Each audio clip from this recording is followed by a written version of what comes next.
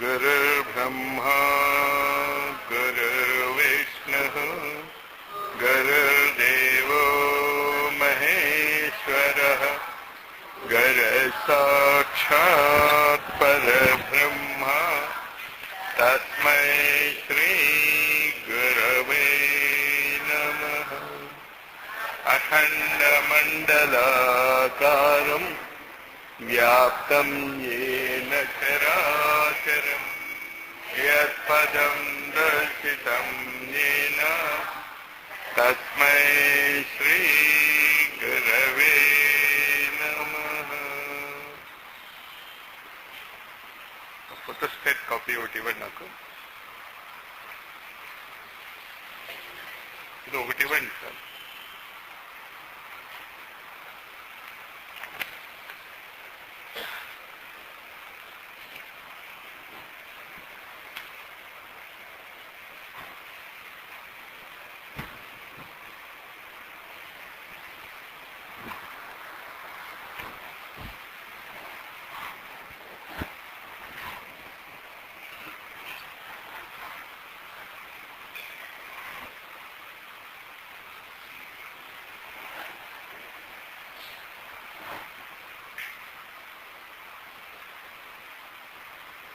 ప్రకృతిలో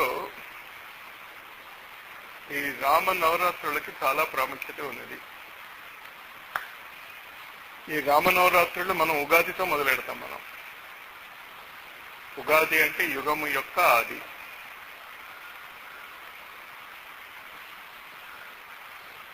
నాలుగు యుగాలు ఉంటాయి మనకి. 4 యుగాలు ఈ నవరాత్రులలో పూర్తయిపోతాయి. ఇంకా కరెక్ట్గా అర్థం చేసుకోగలుగుంటే రేచక, అంతఃకుంభక, పూరక,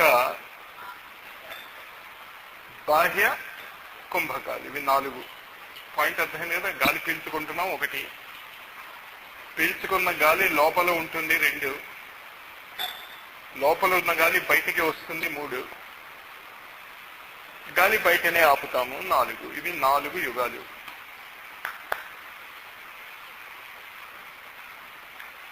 లాజిక్ అది. ఎక్కడున్నా కూడా ఈ 4, 4, 4, 3, 3, 3 వస్తూ ఉంటాయి. 4 అంటే 2 కుంభకాలు, 3 అంటే 1 కుంభకమే. మొత్తము స్పిరిచువలిజము ఆధారం ఇది. ఇంకా మీరు అది ముస్లిం కల్చర్ అనుకున్నా, క్రిస్టియన్ కల్చర్ అనుకున్నా, జైనిజం అనుకున్నా, బుద్ధిజం అనుకున్నా, రేపు ఇంకో సైంటిఫిక్ ఇజం వచ్చిన బేసిస్ ఇదే. మనిషి బతకటానికి ఆధారం ఏంటి అంటే శ్వాస పీల్చుకోవటం. పీల్చుకున్నటువంటి శ్వాస ఆ లోపల కరెక్ట్గా తను చేయవలసినటువంటి పనిని చేయుట, తర్వాత బయటకి టాక్సిన్స్ వచ్చేయటం. అంటే లోపలికి తీసుకున్న దాన్ని మనం ఏమంటాం అంటే న్యూట్రియంట్స్ అంటాం. అంటే శరీరానికి సామర్థ్యం ఇచ్చేటటువంటివి, శక్తిని ఇచ్చేటటువంటివి, అది మనం పీల్చుకుంటాం. ఎప్పుడైతే మీరు దాన్ని పీల్చుకుంటారో లోపల ప్రాకృతిక నియమానుగుణ్యముగా ఎక్కడికి ఏది వెళ్ళవలనో, ఎలా వెళ్ళవలనో అలా వెళ్ళిపోతాయి. మనకి తెలియదు. అది తెలుసా మీకు ఏది ఎక్కడికి వెళ్తుందో? తింటాం, తినేస్తున్నారంటే. తినకూడని పదార్థాలే ఎక్కువ తింటున్నాం మనం. కానీ అందులోంచి కూడా మన శరీరము మనకి పనికొచ్చేటటువంటి న్యూట్రియంట్స్ని, అంటే పౌష్టిక పదార్థాలనే వేరు చేసుకుని అది శరీరానికి అందించి పనికిరాన్ని ఏం చేస్తుంది? టాక్సిన్స్ అంటాం, దాన్ని వదిలేస్తుంది. పూరక లోపల జరిగే ప్రక్రియ వదిలివేసేది. లోపలికి వెళ్ళటం బ్రాహ్మీ శక్తి, లోపల కావాల్సింది చేసుకోవటం పరిపోషణ శక్తి లేక వైష్ణవి శక్తి, బయటకు వదిలేసేది లయకారకమైనటువంటి. అర్థమవుతుంది కదా. అంటే ఏ పేర్లు మీరు ఎలా చెప్పుకున్నా కూడా జరిగేది ఇది. పౌష్టిక పదార్థాలు లోపలికి వెళ్ళి లోపలికి ఆ యంత్రం యొక్క సామర్థ్యానుసారము మార్పులు జరుగుతాయి. మార్పులు జరిగాక పనికిరాని వస్తువులు బయటికి వదిలేదు. ఇది 3: లైఫ్, మ్యాటర్, కాన్షియస్నెస్. దీంట్లో ఒక విశేషమైనటువంటి సాధనా విధానం మీరు గుర్తు చేసుకోండి. రిపీటెడ్ గా గత కొన్ని నెలల బట్టి నేను ఒకటి చెప్తున్నాను. అది ఒక పద్ధతికి ఈనాడు వచ్చినది. ముఖ్యంగా 3 రకాలైనటువంటి సాధకులతో నేను సంబంధ బాంధవ్యాలు పెట్టుకోదలుచుకున్నాను. మొట్టమొదటిది ఏంటి అంటే నాతో పాటు నేను చెప్పినట్టు తూచా తప్పకుండా నడచగలిగేటటువంటి వ్యక్తులు. వాళ్ళు 1వ క్లాసులో ఉంది, 2వ క్లాసులో ఉంది. వాళ్ళకి ఆధ్యాత్మికత మీద ఏ అవగాహన లేకపోని ఏమీ పర్వాలేదు. కండిషన్ ఏంటంటే ఎప్పటికప్పుడు నేను చెప్పినట్టు చేయటమే తప్ప వాళ్ళ సొంత అభిప్రాయాలను పక్కన పెట్టివేయాలి. ఈ రామనవమి నుంచి, అంటే ఈ రోజు నుంచి. అందులో నేను మీకేం చెప్తున్నాను, నేను కనీసము రోజుకి 2.5 గంటల పాటు గాయత్రి మంత్ర జపం చేసేవాళ్ళు కావాలి. ఈ గాయత్రి మంత్ర జపమే సోలార్ సిస్టమ్ యొక్క వివరణ. ఓం భూర్భువస్వః తత్సవితుర్వరేణ్యం భర్గో దేవస్య ధీమహి ధియో యో నః ప్రచోదయాత్. నేను ఉచ్చారణ చేశాను, మీరు విన్నారు కదా. మీరు ఉచ్చారణ చేస్తూ వినండి, చూద్దాం. ఓం భూర్భువస్వః తత్సవితుర్వరేణ్యం భర్గో దేవస్య ధీమహి ధియో యో నః ప్రచోదయాత్. ఓం భూర్భువస్వః తత్సవితుర్వరేణ్యం భర్గో దేవస్య ధీమహి ధియో యో నః ప్రచోదయాత్. ఓం భూర్భువస్వః తత్సవితుర్వరేణ్యం భర్గో దేవస్య ధీమహి ధియో యో నః ప్రచోదయాత్. ఓం భూర్భువస్వః తత్సవితుర్వరేణ్యం భర్గో దేవస్య ధీమహి ధియో యో నః ప్రచోదయాత్. ఓం భూర్భువస్వః తత్సవితుర్వరేణ్యం భర్గో దేవస్య ధీమహి ధియో యో నః ప్రచోదయాత్.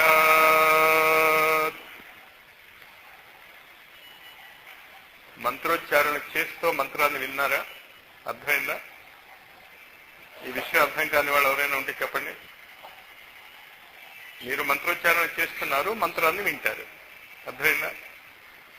ఇక్కడ మీరు మంత్రం ఎంత ఫాస్ట్ గా చేశారు అన్నది ఇంపార్టెంట్ కాదు, అది గుర్తుంచుకోండి. ఇంపార్టెంట్ ఏంటంటే మంత్రంలో మీరు ఉచ్చారణ చేసినటువంటి ప్రతి అక్షరాన్ని కూడా మీరు వినాలి. క్లియర్? దానికి మీరు వీలవుతే రేపు ఒక గ్రూప్ గా ఏర్పడి ఇద్దరిద్దరు ముగ్గురు రేపు పొద్దున్న 6 గంటల నుంచి 7వ తారీఖు మధ్యాహ్నం 12 గంటల వరకు ఈ మంత్ర జపాన్ని వింటూ చేసేటటువంటి వాళ్ళని ఏర్పాటు చేసుకోండి. ఏర్పాటు కాలేదనుకోండి, ముఖ్యంగా రాత్రి ప్రాబ్లం అవుతుంది, పర్వాలేదు, బ్రేక్ వస్తుంది. అర్థమైందా? అంచేత మనం కంటిన్యూస్ గా రేపు పొద్దున్న 6 గంటల నుంచి 7వ తారీఖు పొద్దున్న 12 గంటల వరకు చేసుకోగలిగితే 2 రోజుల చొప్పున ఇంకా ఎక్కువ మంది అవుతే ఇంకా ఎక్కువ మంది ఇదే చేసుకుంటారు మీరు. అర్థమైంది కదా? కానీ ఇక్కడ ఈ మంత్ర జపం మీరు ఇంత గట్టిగా చేయక్కర్లేదు, కానీ పైకే చేస్తారు, వింటూ ఉంటారు. అర్థమైంది కదా? ఈ సాధన ఈ సంవత్సరం అంతా చేసేటటువంటి వాళ్ళు అంటే ఏంటి, మళ్ళా నెక్స్ట్ రామనవమి వరకు చేసుకునేటటువంటి వాళ్ళు రేపు నాకు పేర్లు ఇవ్వండి. ఇంకా వాళ్ళు మీరు ఇతర ఏ సాధనలు చేస్తున్నారో అవన్నీ మీరు మూసివేయవచ్చు. ఇంకా నా బాధ్యత నాదే. అర్థమైందా? ఇంకా మిగతా సాధనలో నేను చెప్తే చేస్తారు, లేకపోతే లేదు. రోజుకి ఎంత చేయాలి మీరు? 2.5 గంటలు కంటిన్యూస్గా అయినా చేసుకోవచ్చు, లేకపోతే మీ ఇష్టం వచ్చినటువంటి బ్రేక్స్ లో చేసుకోవచ్చు. పొద్దున్న 1 గంట, రాత్రి 1 గంట, మధ్యాహ్నం 1/2 గంట, మొత్తం మీద రోజుకి. కానీ ఒకే టైంలో అవ్వాలి. ఇవాళ ఒక రోజు మీ ఇష్టం వచ్చిన టైం చేస్తున్న, రేపేమో మధ్యాహ్నం చేసుకుని, ఎల్లుండేమో అర్ధరాత్రి చేసుకుని, అది కుదరదు. అంచేత ఈ రామనవమి లోపల మీరు ఆ నిర్ణయానికి రండి. అంటే ఫస్ట్ గ్రూప్ వాళ్ళ సంగతి మాట్లాడుతున్నాను. ఫస్ట్ గ్రూప్ వాళ్ళకి మొట్టమొదట నేను ఇస్తున్నటువంటి కాన్సెప్ట్ అర్థమైంది కదా. రోజుకి 2.5 గంటలు గాయత్రి మంత్ర జపం మాత్రమే చేస్తారు. మరి ఇదివరకు మేమేమో చేస్తున్నాము, మానేయండి. ఈ సంవత్సరం లోపల మీకు 24 గంటలు పని ఉండేటట్టు చూసుకునే బాధ్యత నాది. ఈ 2.5 గంటలతో ఏం అయిపోదు మీకు. ఇది మొదలు మాత్రమే. ఇక్కడ ఉన్న వాళ్ళకి మాత్రమే ఇది చెప్పారనుకోండి, మిగతా వాళ్ళకి మీరు చెప్పలేదు అనుకోండి, తప్పు అది. అంచేత దేశ విదేశాలలో కూడా ఎవరైనా ఉంటే, మీ బంధువర్గంలో ఎవరైనా ఉంటే, వాళ్ళు రామనవమి లోపల పేర్లు ఇచ్చేయాలి. ఈ పేర్లు ఇచ్చేశాక ఇంకా వాళ్ళు నేను చెప్పిన సాధనలో నేను చెప్పినట్టు చేస్తారు తప్ప ఇంకేమీ చేయరు వాళ్ళు. ఇంకంతే. మరి ఇన్నాళ్ళ బట్టి మేము చేస్తున్న సాధనలండి అన్నిటికీ తిలోదగాలు ఇచ్చేయండి రేపటితో.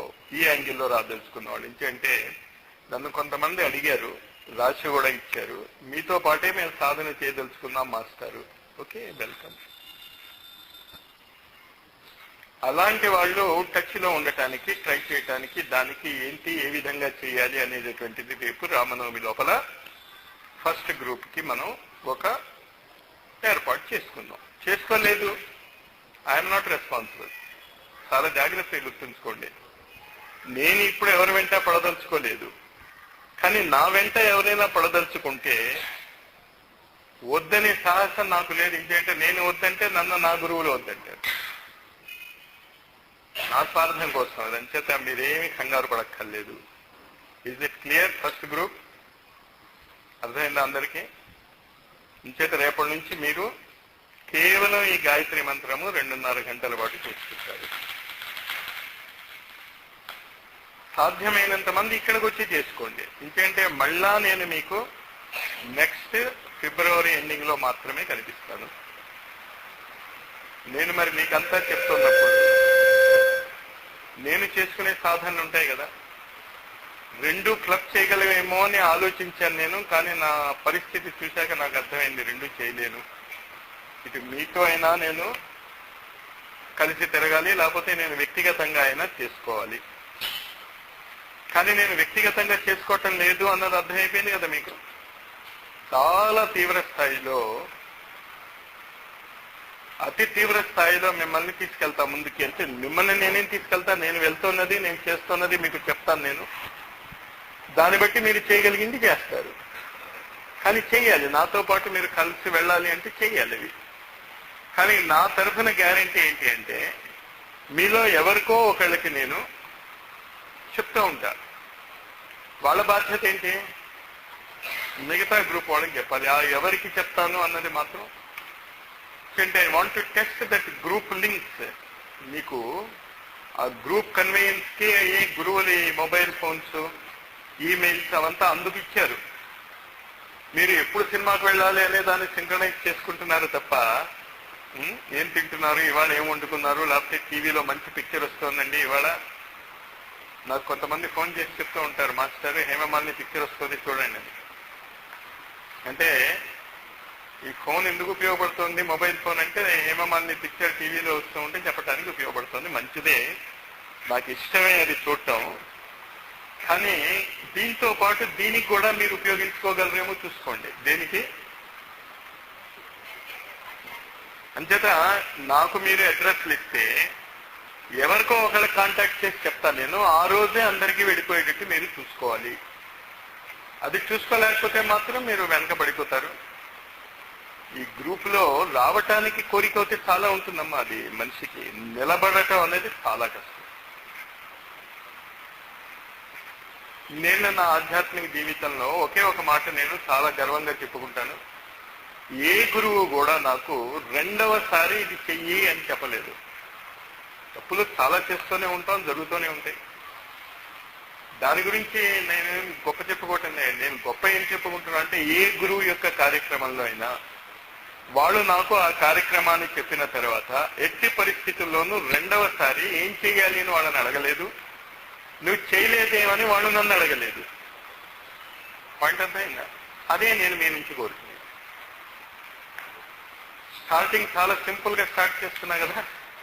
రేపటి నుంచి నాతో పని చేసేటటువంటి ఆ మొదటి గ్రూప్ వ్యక్తులు, మరి మీరు టెలిఫోన్ ఉపయోగించాలి క్లాస్ అయిపోయాక. మీరే అంటే స్వార్థపరుడికి ఆధ్యాత్మికతలో స్థలము లేదు, ప్రస్తుత ఆధ్యాత్మికతలో అసలు స్థలము లేదు. అర్థమవుతుంది కదా. చేత ఆ గ్రూప్ ఎంత అన్నది రామనవమి లోపల అన్ని ఊళ్ళ వాళ్ళది మీరు చేసుకుని సాధ్యమైనంత మందిని ఇక్కడికి వచ్చి గాయత్రి చేసుకోమనండి నాతో పాటు. ఇంచేతంటే మళ్ళీ మనము దీని పూర్ణాహుతి నెక్స్ట్ ఇయర్ రమారమి ఈ కాలంలోనే చేసుకుంటాము. క్లియర్? ఇన్నిసార్లు ఎందుకు చెప్తున్నాను అంటే, నేను మళ్ళీ స్పీచ్ ఇచ్చి మళ్ళీ కిందకి దిగ్గానే వీళ్ళు ఎన్నో ప్రశ్నలు వేస్తారు. ఇంత చెప్పిన నేను ప్రశ్నలకి జవాబు ఇవ్వను ఇంకా. అంచేత ఇక్కడే మీరు ఏదైనా డౌట్ ఉంటే అడగాలి తప్ప, ఇంచేత కనీసం ఆ డౌట్ అందరికీ తీరుతుంది. మీరు ఒంటరిగా నా చెవిలో ఏదో అడిగితే ఓకే, తమాషా ఏంటో తెలుసా, మీరు అడిగి వెళ్ళి నేను మీకు గంట ఎక్స్ప్లెయిన్ చేసాక ఇంకోటి వచ్చి అదే ప్రశ్న అడుగుతాడు. మళ్ళీ వాడికి ఒక గంట చెప్పాలి నేను, మళ్ళీ ఇంకో గంట తర్వాత ఇంకోటి వచ్చి అడుగుతాడు. బెస్ట్ ఏంటి? ఓకే,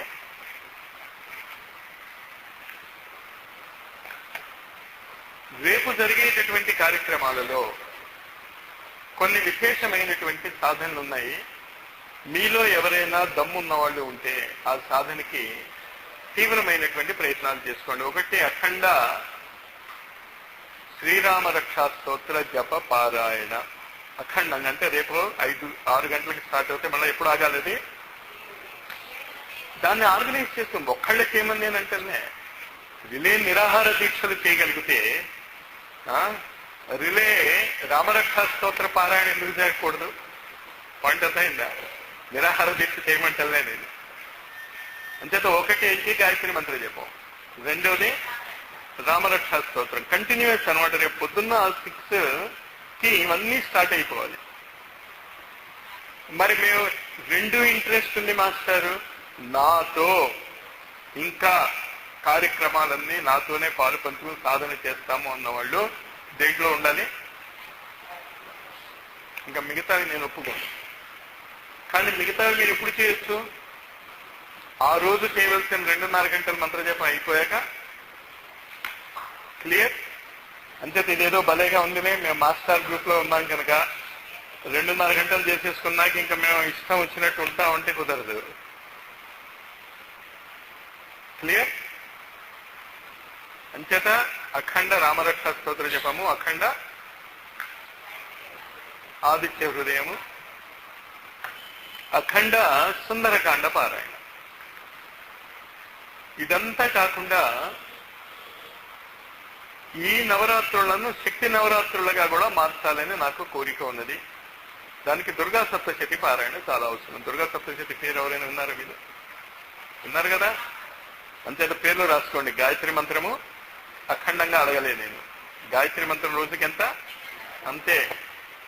ఇప్పుడు అఖండంగా చేసి దాని తర్వాత రోజుకి 2.5 అంటే ఎట్ట కుదురుతుంది? చేత నాతో పాటు గాయత్రి మంత్ర జపం చేసుకుంటాం. దాని తర్వాత మాస్టారు మీరు చెప్పే సాధనలన్నీ కూడా తూచా చెప్పకుండా ప్రాక్టీస్ చేస్తాం అనేవాళ్ళు రోజుకి 2.5 గంటలు గాయత్రి మంత్ర జపం చేసుకుంటారు. దాని తర్వాత మీకు నచ్చిన ఏ కార్యక్రమంలో అయినా మీకు నచ్చినట్టు రాత్రి పగలో పాల్గొంటారు. ఇంకా మిగతా అఖండాలు ఉన్నాయే, ఆ అఖండాలు అఖండంగా మొదలెడతాం మనం.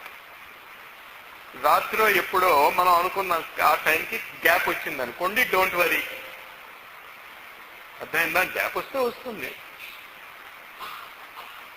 మన ప్రయత్నం మాత్రం మనం చేస్తున్నాం.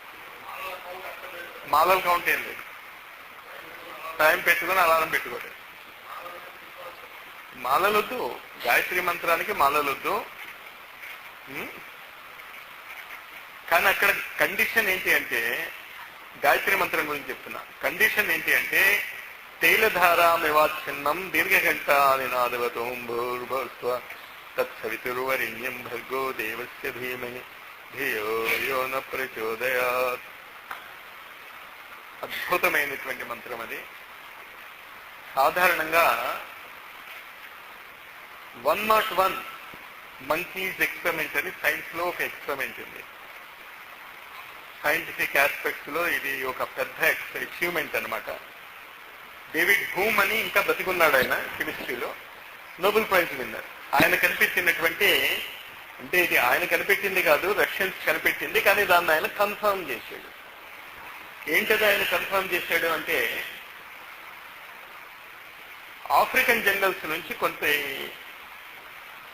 మంకీస్ తీసుకొచ్చారు.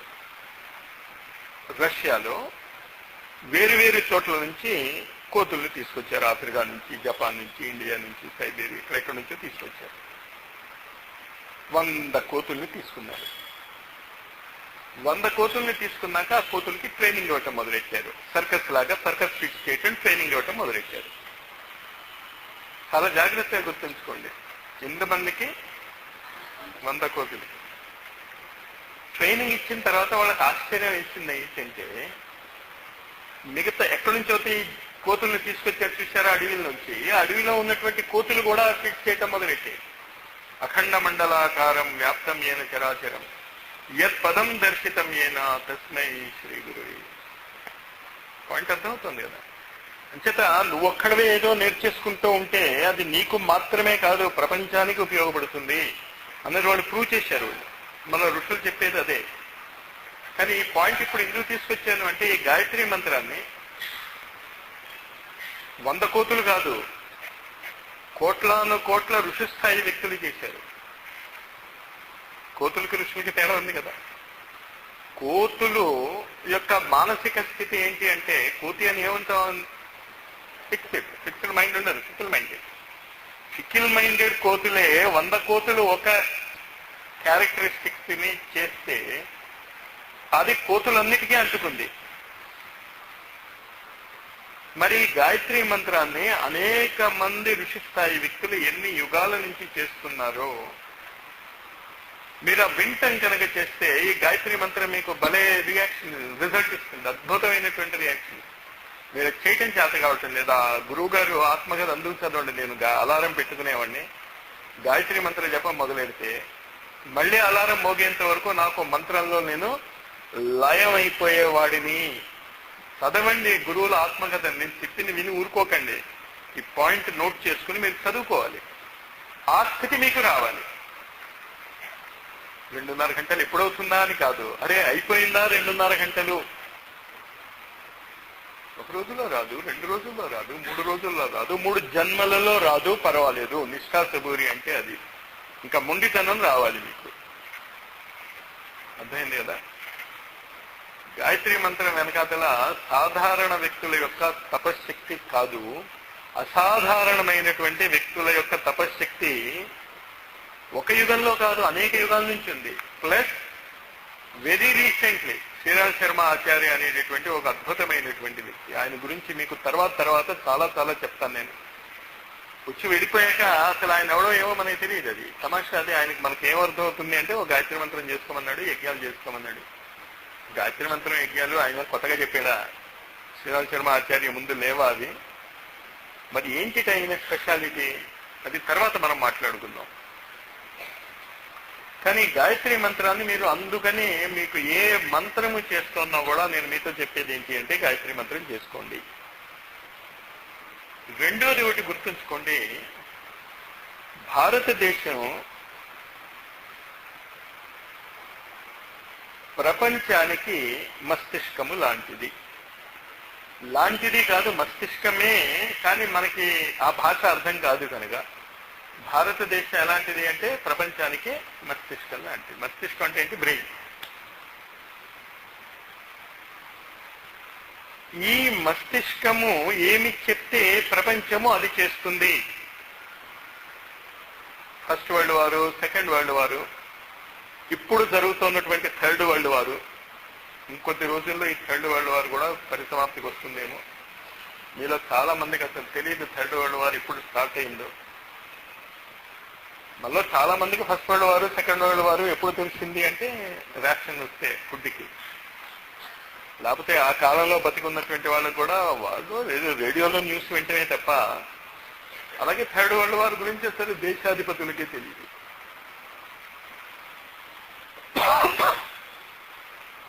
జత గాయత్రి మంత్రాన్ని మీరు చాలా విశేషమైనటువంటి దాంట్లో ఎందుకు చేయమని చెప్తున్నాను అంటే మస్తిష్కంలో 7 ముఖ్యమైనటువంటి కేంద్రాలు ఉన్నాయి.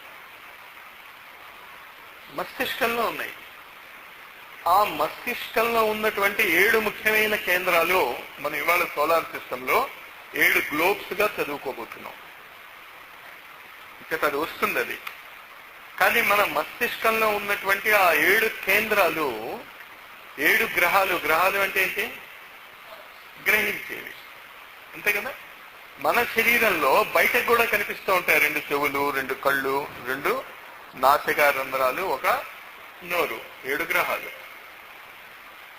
ఇవి 7 గ్లోబ్స్. ఈ గాయత్రి మంత్ర సాధనలో ఉన్నటువంటి చాలా గొప్ప విషయం ఏంటి అంటే పూర్వకాలంలో ఉపనయన సంస్కారము అని ఇవ్వబడేది. ఇది ఉపనయనము అంటే దగ్గరికి తీసుకెళ్ళటం అని ఒక అర్థం ఉంది, దగ్గరగా ఉన్న కన్ను అని కూడా ఒక అర్థం ఉంది. ఇంద్రుడు, ఉప ఇంద్రుడు. ఉప అంటే సబ్ పాయింట్ అర్థమవుతుంది కదా. ఈ ఉపనయనం ఏమిటి అంటే మనలో ఉన్నటువంటి ఆజ్ఞాచక్ర జాగరణ చేత యజ్ఞోపవీత సంస్కారం జరిగింది అంటే ఏం జరగాలి? మీలో ఆజ్ఞాచక్ర జాగరణ జరగాలి. మొత్తం కర్మకాండ కనుక మీరు జాగ్రత్తగా అవగాహన చేసుకుంటే వీలవుతే రేపు 13వ తారీఖున చైత్ర శుద్ధ పూర్ణమి వస్తుంది. ఇది అశ్వమేధ యజ్ఞానికి దీక్ష తీసుకునేటటువంటి సంవత్సరాల్లో ఉండేటటువంటి ఏకైక రోజు. ఎప్పుడు పడితే అప్పుడు మీరు అశ్వమేధ యజ్ఞానికి దీక్ష తీసుకోలేరు. ఆ రోజు నేను ఓ విశేషమైనటువంటి కార్యక్రమం ఓ చోట పెట్టాను. ఎక్కడో నాకు తెలియదు. ఇష్టం ఉన్న వాళ్ళు ఎవరైనా తర్వాత అడుగుతారులే అమ్మా, ఆవిడకి కావాలి. కానీ చెప్పలేదు అంటే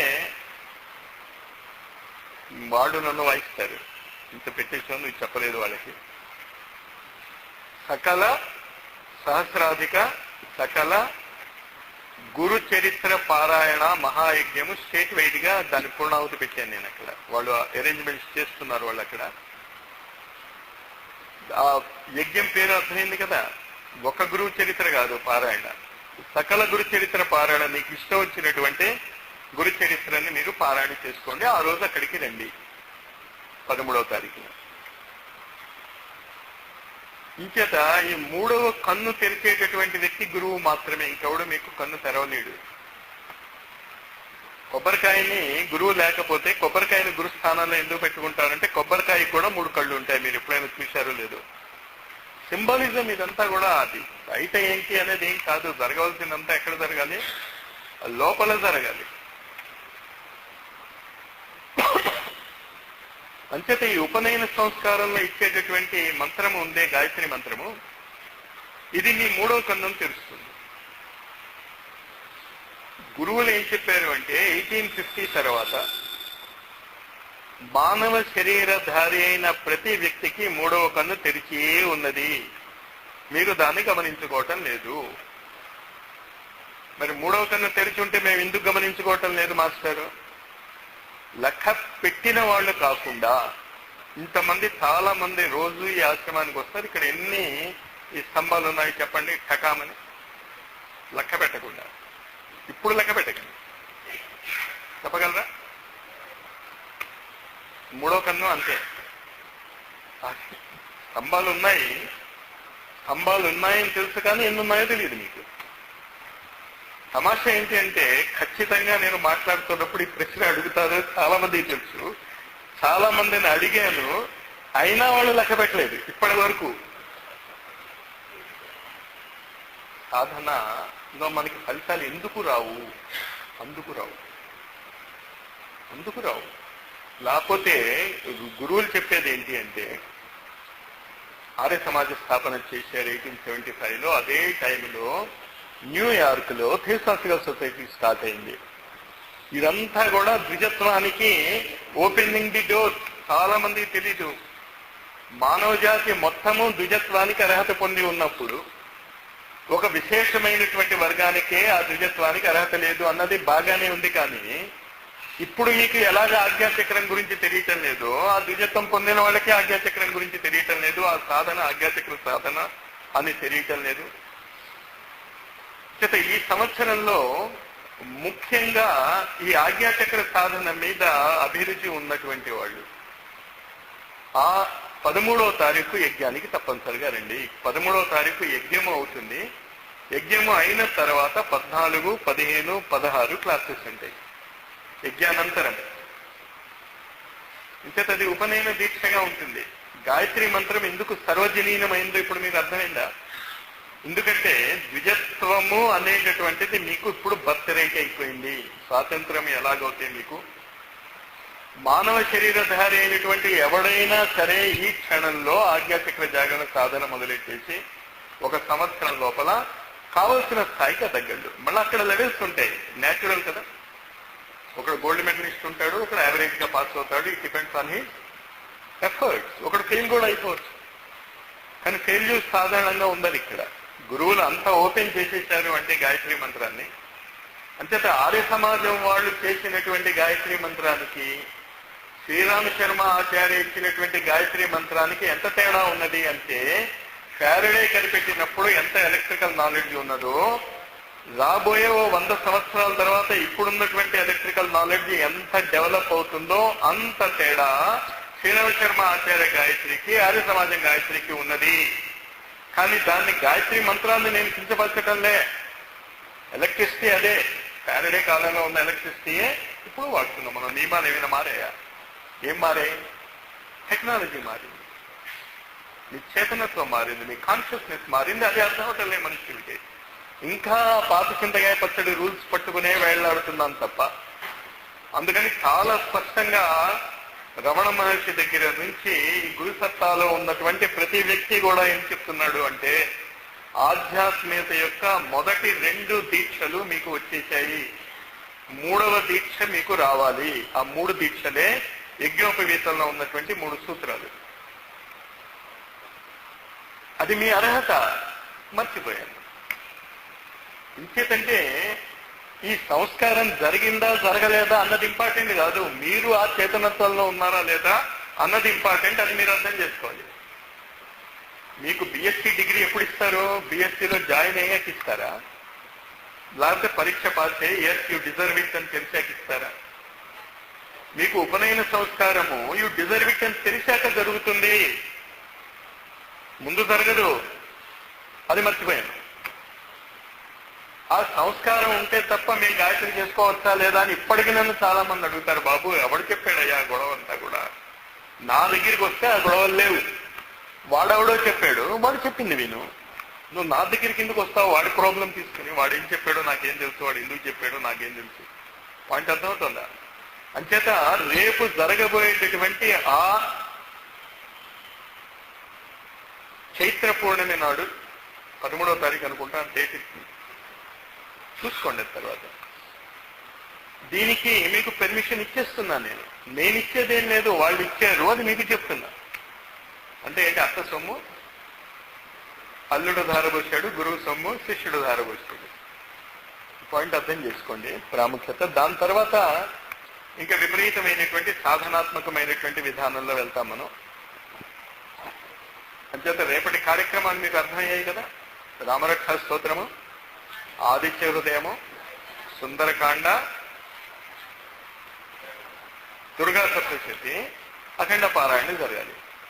గాయత్రి మంత్రము నాతో పాటు గాయత్రి మంత్ర సాధన ఈ సంవత్సరం చేస్తా ఉన్నటువంటి వాళ్ళు ఖచ్చితంగా 2.5 గంటల పాటు మాత్రమే చేయండి.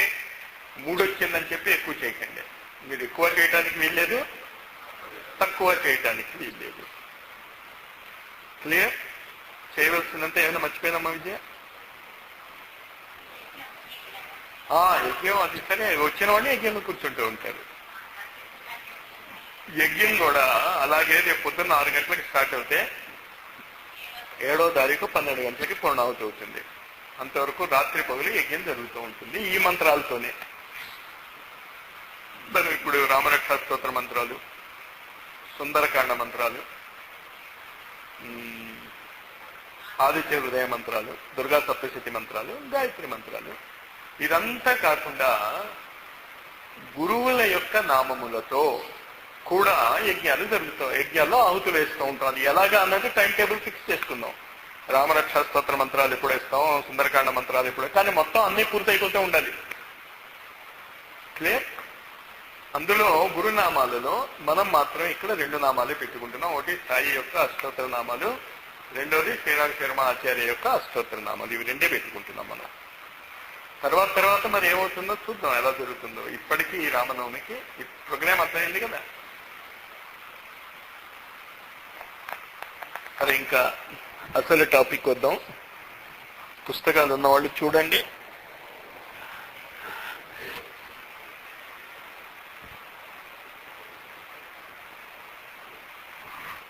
ఇంకొక ప్రశ్న ఒకళ్ళు ఏమడిగారు అంటే, కోశములను గుర్తించటం ఎలా? అన్నమయ, ప్రాణమయ, మనోమయ, విజ్ఞానమయ, ఆనందమయ కోశాలు ఉన్నాయి అని అంటున్నారు కదా మాస్టారు. వీటిని గుర్తించటం ఎలా?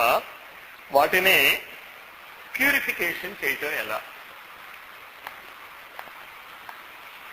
మొట్టమొదటి మీరు గుర్తించుకోవాల్సింది ఏంటంటే, మీరు ఆధ్యాత్మిక సాధన చేస్తున్నప్పుడే కాదు, మీరు ఆహారం తీసుకుంటున్నప్పుడు కూడా ఈ 5 కోశాలు మీకు పనిచేస్తూ ఉంటాయి. మీరు ఏ పని చేస్తున్నా ఈ 5 కోశాలు కలిస్తేనే మీరు పని చేయగలరు, లేకపోతే ఆ పని జరగదు. ఉదాహరణకి ఆహారం తీసుకుంటున్నారు. ఆహారం తీసుకుంటున్నారు అంటే అది అన్నమే కదా, అన్నమయ కోశానికి ఆహారం వెళ్తుంది. కానీ ఆహారం తీసుకోవాలంటే ముందు ఆ ఆహారాన్ని తీసుకుని మీరు నోట్లో పెట్టగలగాలి. నోట్లో పెట్టుకున్నాక అది మీ గొంతులోంచి దిగాలి కిందకి. దిగాక డైజెస్ట్ అవ్వాలి. అది డైజెస్ట్ అయ్యాక ఎక్కడికది పంపిణీ అవ్వాలో అక్కడికది పంపిణీ అవ్వాలి. న్యూట్రియంట్స్ పనికిరాంది బయటకి తోసివేయబడాలి. ఇదంతా కూడా ప్రాణమయ కోశం చేస్తుంది, అన్నమయ కోశం చేయదు. చేత ప్రాణమయ కోశం ఉందని అర్థమవుతుంది కదా. కొన్ని వస్తువులు తింటే మీకు పడదు అంటే మీ ప్రాణాలకు అది, అంటే మీ ప్రాణాలంటే అర్థమైంది కదా, మీ శక్తికి అది యాంటీగా ఉంది అని అర్థం. ఈనాడు అమెరికాలో ఎనర్జీ ఫీల్డ్స్ మీద హాప్కిన్స్ యూనివర్సిటీ, ఇంకేదో పేర్లు నాకు గుర్తు రావటం లేదు, వాళ్ళందరూ కూడా దీని మీద రీసెర్చ్ చేసి ప్రాణమయ కోశాల మీద they have accepted it as a science. మనకే ఇంకా ఈ వేషాలన్నీ కూడా ఇంకా ఏంటంటే మనం వాళ్ళు ఇది వదిలేసినవన్నీ కూడా మనం పెట్టుకుంటున్నాం తప్ప మన ఋషులు ఇచ్చినటువంటి అద్భుతమైనటువంటి జ్ఞానాన్ని మనం ఉపయోగించుకోవటం లేదు. ఈ ప్రాణమయ కోశము డాక్టర్ల ద్వారా కూడా ఇప్పుడు గుర్తింపబడుతోంది అన్నదానికి విషయం చెప్పాను. ఎప్పుడైతే ప్రాణమయ కోశం గుర్తింపబడుతుందో ఇంకా ఆపరేషన్స్ అవసరం ఉండవు, సర్జరీ అవసరం ఉండదు, మందులు అవసరం ఉండదు. ప్రాణమయ కోశాన్ని ఉపయోగించుకుని ట్రీట్మెంట్ చేసినటువంటి ఒక అద్భుతమైనటువంటి వ్యక్తిని మనం శుద్ధిస్తాయి. ఇంక విభూతి ఇచ్చేవాడైనా అన్ని రోగాలు నయమే, ఇప్పటికీ నయం అవుతుంది. ఇది ప్రాణమయ కోశం యొక్క గొప్పతనం. క్లియర్? కోశాలను గుర్తించడం ఎలా అంటే అర్థమైంది కదా. మీలో శక్తి ఉంటే ప్రాణం ఉన్నది. ఎండ దెబ్బ తగిలింది అంటాం మనం చాలా మంది. ఎండ దెబ్బ తగిలటానికి ఫస్ట్ సిమ్టమ్ ఏంటంటే నీరసం. మీరు పడిపోతాడు మనిషి, సెలైన్లో వీకిస్తాడు. దీనికి కారణం ఏంటి అంటే ఎండాకాలంలో సూర్యుడి యొక్క ప్రాణశక్తి చాలా ఉగ్రంగా ఉంటుంది. మనలో ఉన్నటువంటి కొన్ని చక్రాలు పేర్లు అవి నేను ఎందుకు చెప్పను అంటే ఇవంతా కూడా ఆ సైన్స్కి సంబంధించినవి తప్ప ఇక్కడ ఏదో ఇలాగ మాట్లాడిస్తే మీరు అదే మొక్క పట్టుకుంటారు, మిగతా అంతా వదిలేస్తారు. అంతే ఏ చక్రమో అన్నది అనవసరం. ఆ చక్రము మీద కనుక సూర్యకిరణాలు ఆకర్షింపబడితే వాడికి ఎండ దెబ్బ తగులుతుంది, లేకపోతే తగలదు.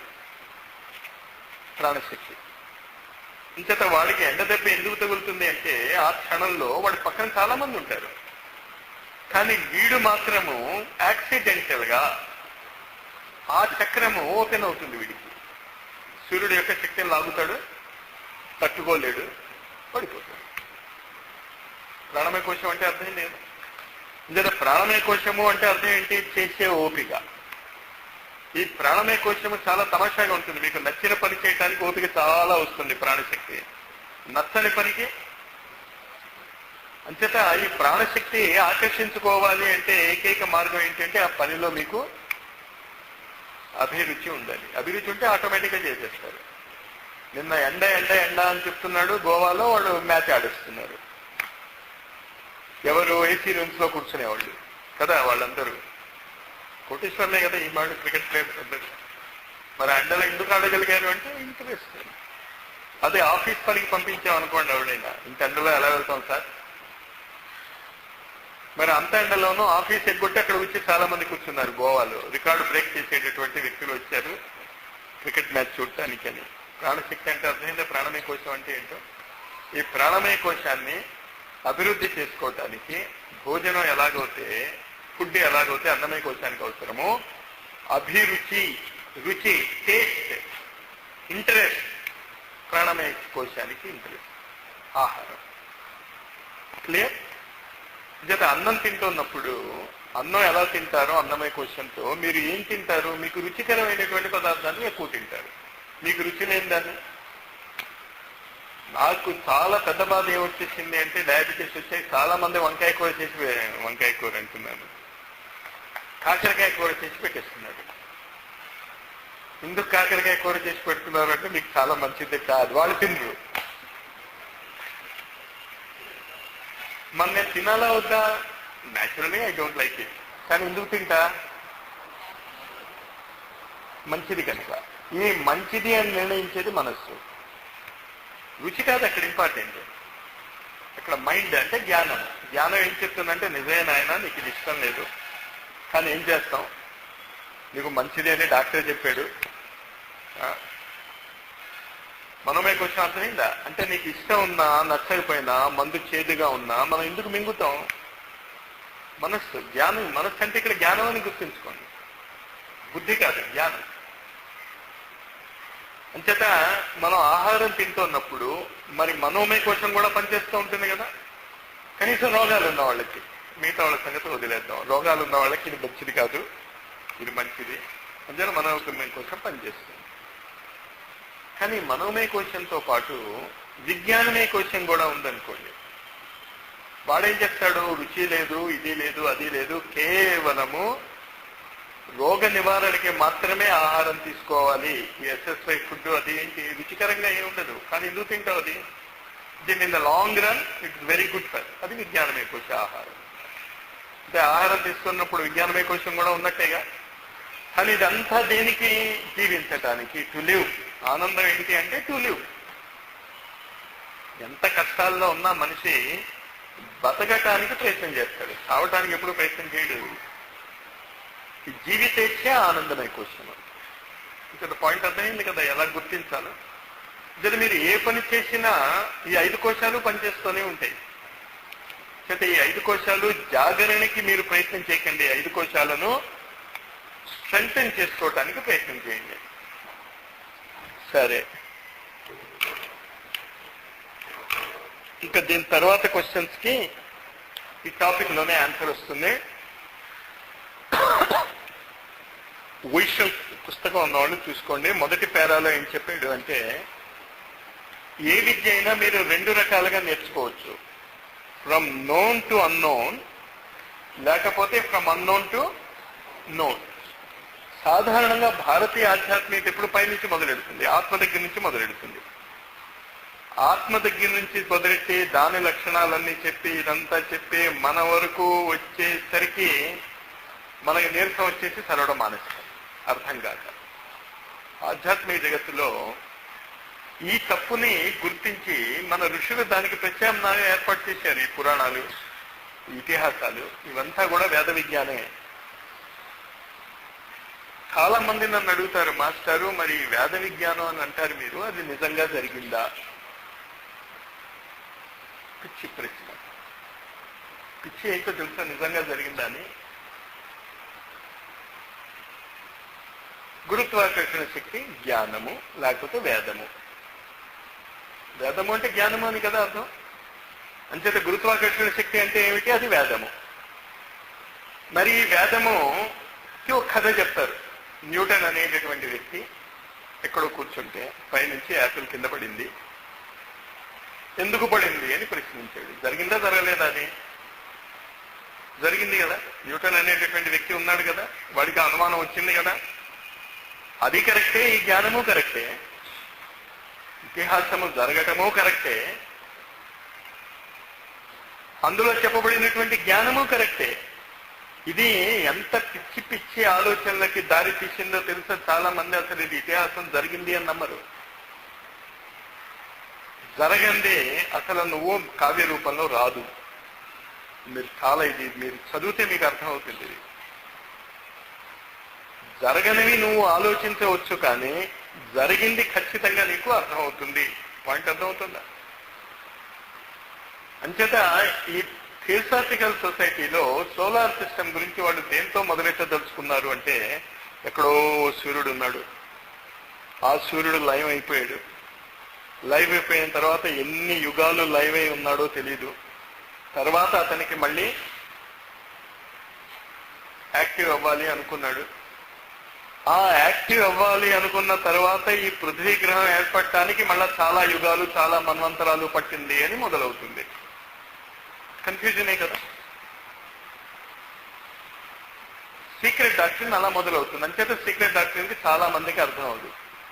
అక్కడ నుంచి మొదలెడుతుంది అనమాట ఆవిడ. మంచి అంటే మన వేదాలలో, మన పురాణాలలో సృష్టి క్రమం అలా మొదలవుతుంది, ప్రళయం నుంచి స్టార్ట్ అవుతుంది. అందుకే భాగవతం కూడా కృష్ణ నిర్యాణం దగ్గర నుంచి స్టార్ట్ అవుతుంది. దశమ స్కందంలో కృష్ణుడి యొక్క లీలలో వర్ణించబడుతుంది. మనం ఏంటి నిర్యాణం నుంచి మొదలెడతాం. సైన్స్ ఎక్కడి నుంచి మొదలెడుతుంది? ప్రెసెంట్ ఇప్పుడు ఏం జరుగుతుందో అక్కడి నుంచి అంతే తేడా రెండింటికి. అంచేత ఈ పుస్తకంలో సోలార్ సిస్టంలో వాడు ఏమంటాడు అంటే, సూర్యుడి యొక్క ఉత్పత్తి నుంచి నేను ఇప్పుడు చెప్పను, గ్లోబ్స్ నుంచి మనం మొదలెడదాం, మనం ఉన్న పృథ్వీ గ్రహం నుంచి మనం మొదలెడదాం. మెల్లిమెల్లిగా ఈ పృథ్వీ గ్రహం యొక్క క్షేత్రాన్ని మనం అర్థం చేసుకున్న తర్వాత మెల్లిమెల్లిగా సూర్యుడి వరకు వెళ్ళి ఇంకక్కడ సూర్యుడు ఎలా పుట్టాడు అన్నది మనం ఆలోచిద్దాం. అది మొదటి పేరాలో చెప్పబడినటువంటి విషయం.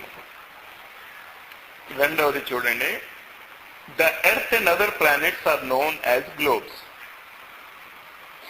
పృథ్వీ మిగతా గ్రహాలు ఏమని పేరుతో పిలువబడతాయి? గ్లోబ్స్ అనేటటువంటి పేరుతో పిలువబడతాయి. మన భాగవతం యొక్క 5వ స్కందం యొక్క ఈకే గారు రాసినటువంటి 2వ ఏమది రహస్య ప్రకాశిక అని బుక్ ఉంది. 13వ వాల్యూమ్ అనుకుంటా సిరీస్లో, 13దో 14దో. అందులో ఈ గ్లోబ్స్ గురించి ఆయన మన ఇండియన్ ఆస్పెక్ట్స్ లో చెప్పాడు. 7 గ్రహాలు ఉన్నవి. మన తెలుగు భాషలో ఆ గ్రహాన్ని ఏమంటాం? గ్రహం అన్నా గ్లోబ్ అన్నా ఒకటే, మళ్ళీ కన్ఫ్యూజ్ కాకండి. గ్లోబ్, గ్రహము, ప్లానెట్, ద్వీపము అంతా ఒకే మాటకి పర్యాయపదాలు.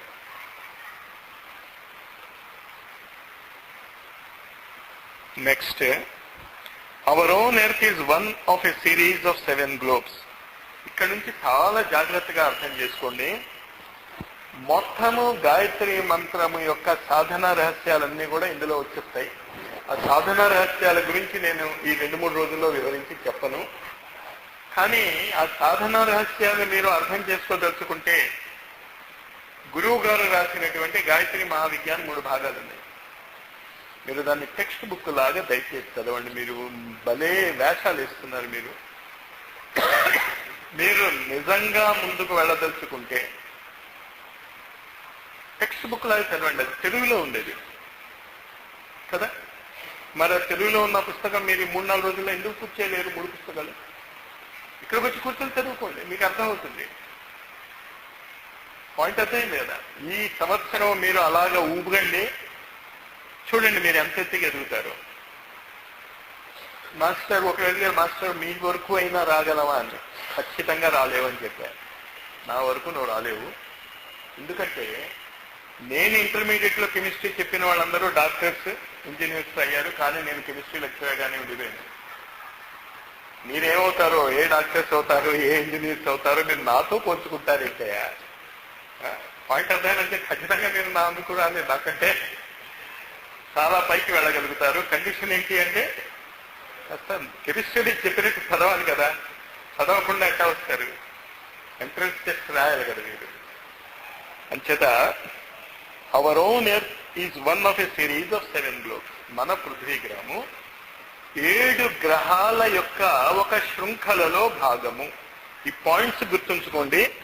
ఇవి మళ్ళీ మళ్ళీ విశ్వరూప దర్శనంలో వస్తూ ఉంటాయి. పైన పెట్టాము. ఈ విశ్వరూప దర్శనం అంతా కూడా సోలార్ సిస్టమ్ యొక్క వర్ణనే. శతశోధ సహస్రశ. అంటే ఆ విశ్వరూపాన్ని చూస్తున్నప్పుడు అర్జునుడి యొక్క ఎక్స్పీరియన్స్ ఏంటి అంటే 100 నుంచి 1000 వరకు సూర్యోదయాన్ని చూశాడు అన్నట్టు. సూర్యోదయాలంటే సూర్యులలో యదిభా సదృశీ శాస్యాద్ అంటే ఆ దానికి తగినంత వెలుతురుగా ఆయన కళ్ళు మిరిమిట్లు గడిపేంత. శతశోధ సహస్రశ. సహస్రము సహస్రారు చక్రం, శతము కింద ఉన్నటువంటి 6 చక్రాలు. దళాలు మీరు లెక్క పెట్టుకుంటే 50 వస్తాయి మీకు. అంచేత మన వెన్నుపూస నుంచి పైన ఉన్నటువంటి ఇక్కడ నుంచి మీరు మూలాధారం వరకు వెళ్తే శతశ. ఈ ఆజ్ఞాచక్రము నుంచి మీరు సహస్రారం వరకు సహస్రశ. అది ఆ సోలార్ సిస్టమ్ యొక్క రహస్యము. కానీ రహస్యంలో మళ్ళీ ఎక్కడొచ్చాయి మీకు? ఇక్కడ 6 చక్రాల ఆజ్ఞాచక్రం వరకు, ఇక్కడ 7. ఇది 7 గ్లోబ్స్. పాయింట్ అర్థమైంది కదా. ఆ రిలేషన్షిప్స్ అర్థం చేసుకోండి. తర్వాత మీరు ఎలా చేస్తారు అన్నది ఆ పుస్తకాల్లో ఉన్నది. గురువుగారి పుస్తకాల్లోనూ ఉన్నది, ఈ పుస్తకాల్లోనూ ఉన్నది, అన్ని పుస్తకాల్లోనూ ఉన్నది అదే. ఈ సూర్యకిరణ విజ్ఞానమే. అంచేత మొట్టమొదటి మీరు గుర్తుంచుకోవాల్సింది ఏంటంటే దేర్ ఆర్ 7 గ్లోబ్స్. మన శరీరంలో ఏమున్నాయి? 7 చక్రాలు. బాహ్య జగత్తులో పృథ్వీ గ్రహంతో పాటు కలుపుకుని ఎన్ని ఉన్నాయి? 7. అంటే పృథ్వీ గ్రహము ఆ 7 1. అంటే పృథ్వీ గ్రహాన్ని మనం కాస్త పక్కన పెడితే ఎన్ని గ్రహాలు అవుతాయి? 6. అది గుర్తుంచుకోండి. ఈ 7 గ్రహాలు ఉన్నటువంటి వ్యవస్థను, అంటే 7 గ్లోబ్స్, 7 గ్రహాలలో పృథ్వీ గ్రహము 1. ఇంకా ఎన్ని ఉన్నాయి? 6 ఉన్నాయి. పృథ్వీ గ్రహము ప్లస్ ఈ 6 గ్రహాలని కలిపి ఈ పుస్తకంలో చైన్ అనేటటువంటి మాట వాడాడు. మనం దీన్ని శృంఖల అనుకుందాం. ఏమి చూసుకోండి బాబు, ఒత్తులు అవి చూసుకోండి కాస్త, సరేనా? ఒత్తులు కరెక్ట్ చేసుకోండి. ఈ సిరీస్ మీరు గుర్తుంచుకోండి. ఈ సిరీస్ మీకు గుర్తుంచుకున్నప్పుడు అనేక రకాలైనటువంటి మన ఉపనిషత్తులో చెప్పబడినటువంటి విషయాలు మనకి అర్థం అవటం మొదలవుతాయి. 7 గ్లోబ్స్, 7 గ్రహాలు ఉన్నవి. ఈ 7 గ్రహాలలో పృథ్వీ కూడా ఒక గ్రహము. అంటే మొత్తం గ్రహాలన్నీ పృథ్వీ ప్లస్ 6. క్లియర్? ఈ 7 గ్రహాలను కలిపి ఏమంటాం మనం? ఒక చైన్ అంటాం. దీని తర్వాత చూడండి, ఇది మనసులో ఉంచుకోండి మీరు. ఈ 7 గ్రహాలులో 2 గ్రహాలు నీచ మానసిక స్థలానికి సంబంధించినవి. 2 గ్రహాలు నీచ మానసిక తలానికి సంబంధించినవి. 2 గ్రహాలు కామమయ తలానికి సంబంధించినవి. 3 గ్రహాలు భౌతిక తలానికి సంబంధించినవి. ఇవి మీరు గుర్తుంచుకోండి. ఇది 3 గ్రహాలు ఏ తలానికి సంబంధించినవి? భౌతిక తలానికి సంబంధించినవి. 2 కామమయ తలానికి సంబంధించినవి. 2 నీచ మానసిక తలానికి సంబంధించినవి. ఇది కాస్త జాగ్రత్తగా అబ్జర్వ్ చేసుకోండి. మీరు ఎన్ని గ్రహాలు ఉన్నాయి ఇక్కడ? ఇందులో భౌతిక గ్రహాలు 3, కామమయ తలానికి సంబంధించినటువంటి గ్రహాలు 2, నీచ మానసిక తలానికి సంబంధించినటువంటి గ్రహాలు 2. దీనికంటే పై తలాలు ఎన్నున్నాయి కూడా కాస్త గుర్తుంచుకోండి మీరు.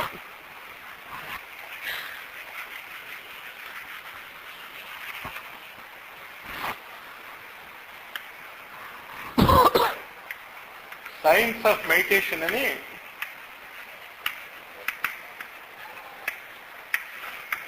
ఒక బొమ్మ ఉంది. గాయత్రి సావిత్రి కుండలిని పుస్తకం ఎవరి దగ్గరైనా ఉంది? ఇక్కడ తీసుకురా. ఆ బొమ్మ మీరు ఫోటోస్టేట్ కాపీస్ మీ అందరి దగ్గర ఉంచేసుకుని మీరు డిస్ట్రిబ్యూట్ చేయటం మొదలెట్టండి. ఈ ధ్యానము ఎలా చేయటం అనేది చాలా మందికి తెలియదు. కళ్ళు మూసి కూర్చోవటం ధ్యానం అవదు. ఇక్కడ సైన్స్ ఆఫ్ మెడిటేషన్ లో మీరు గుర్తుంచుకోవాల్సింది ఏంటంటే, కిందన అంతటికంటే కింద ఉన్నటువంటి అతి నిమ్న స్థాయిలో ఉన్నటువంటి దాన్ని భౌతిక స్థాయి అంటాం, ఫిజికల్ ప్లేన్. లోయెస్ట్ ప్లేన్ లో ఉన్నది ఏమిటి? Physical plane. దీనిపైన ఉన్నటువంటి దాన్ని కామమయ తలము అంటాం, యాస్ట్రల్ ప్లేన్ ఇంగ్లీష్ వర్డ్. ఇది ఫిజికల్, ఇది యాస్ట్రల్. దీనిపైన ఉన్నటువంటి తలము మనోమయ. దీనిపైన ఉన్నటువంటి తలము విజ్ఞాన, ఇంట్యూషన్. ఇది దీన్నేమో మెంటల్ ప్లేన్ అంటాం, దీన్నేమో యాస్ట్రల్ ప్లేన్ అంటాం, ఇదేమో ఫిజికల్ ప్లేన్. ఈ ప్లేన్స్ గుర్తుంచుకోండి.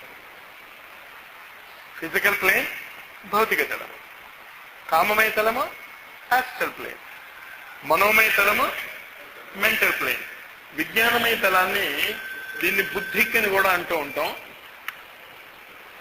మన ధియోయోన ప్రచోదయాత్ అనేటటువంటి ఆ గాయత్రి మంత్రం మిమ్మల్ని ఇక్కడికి తీసుకెళ్తుంది. చూపించబ్బమ్మా, తెలుసా? నాకు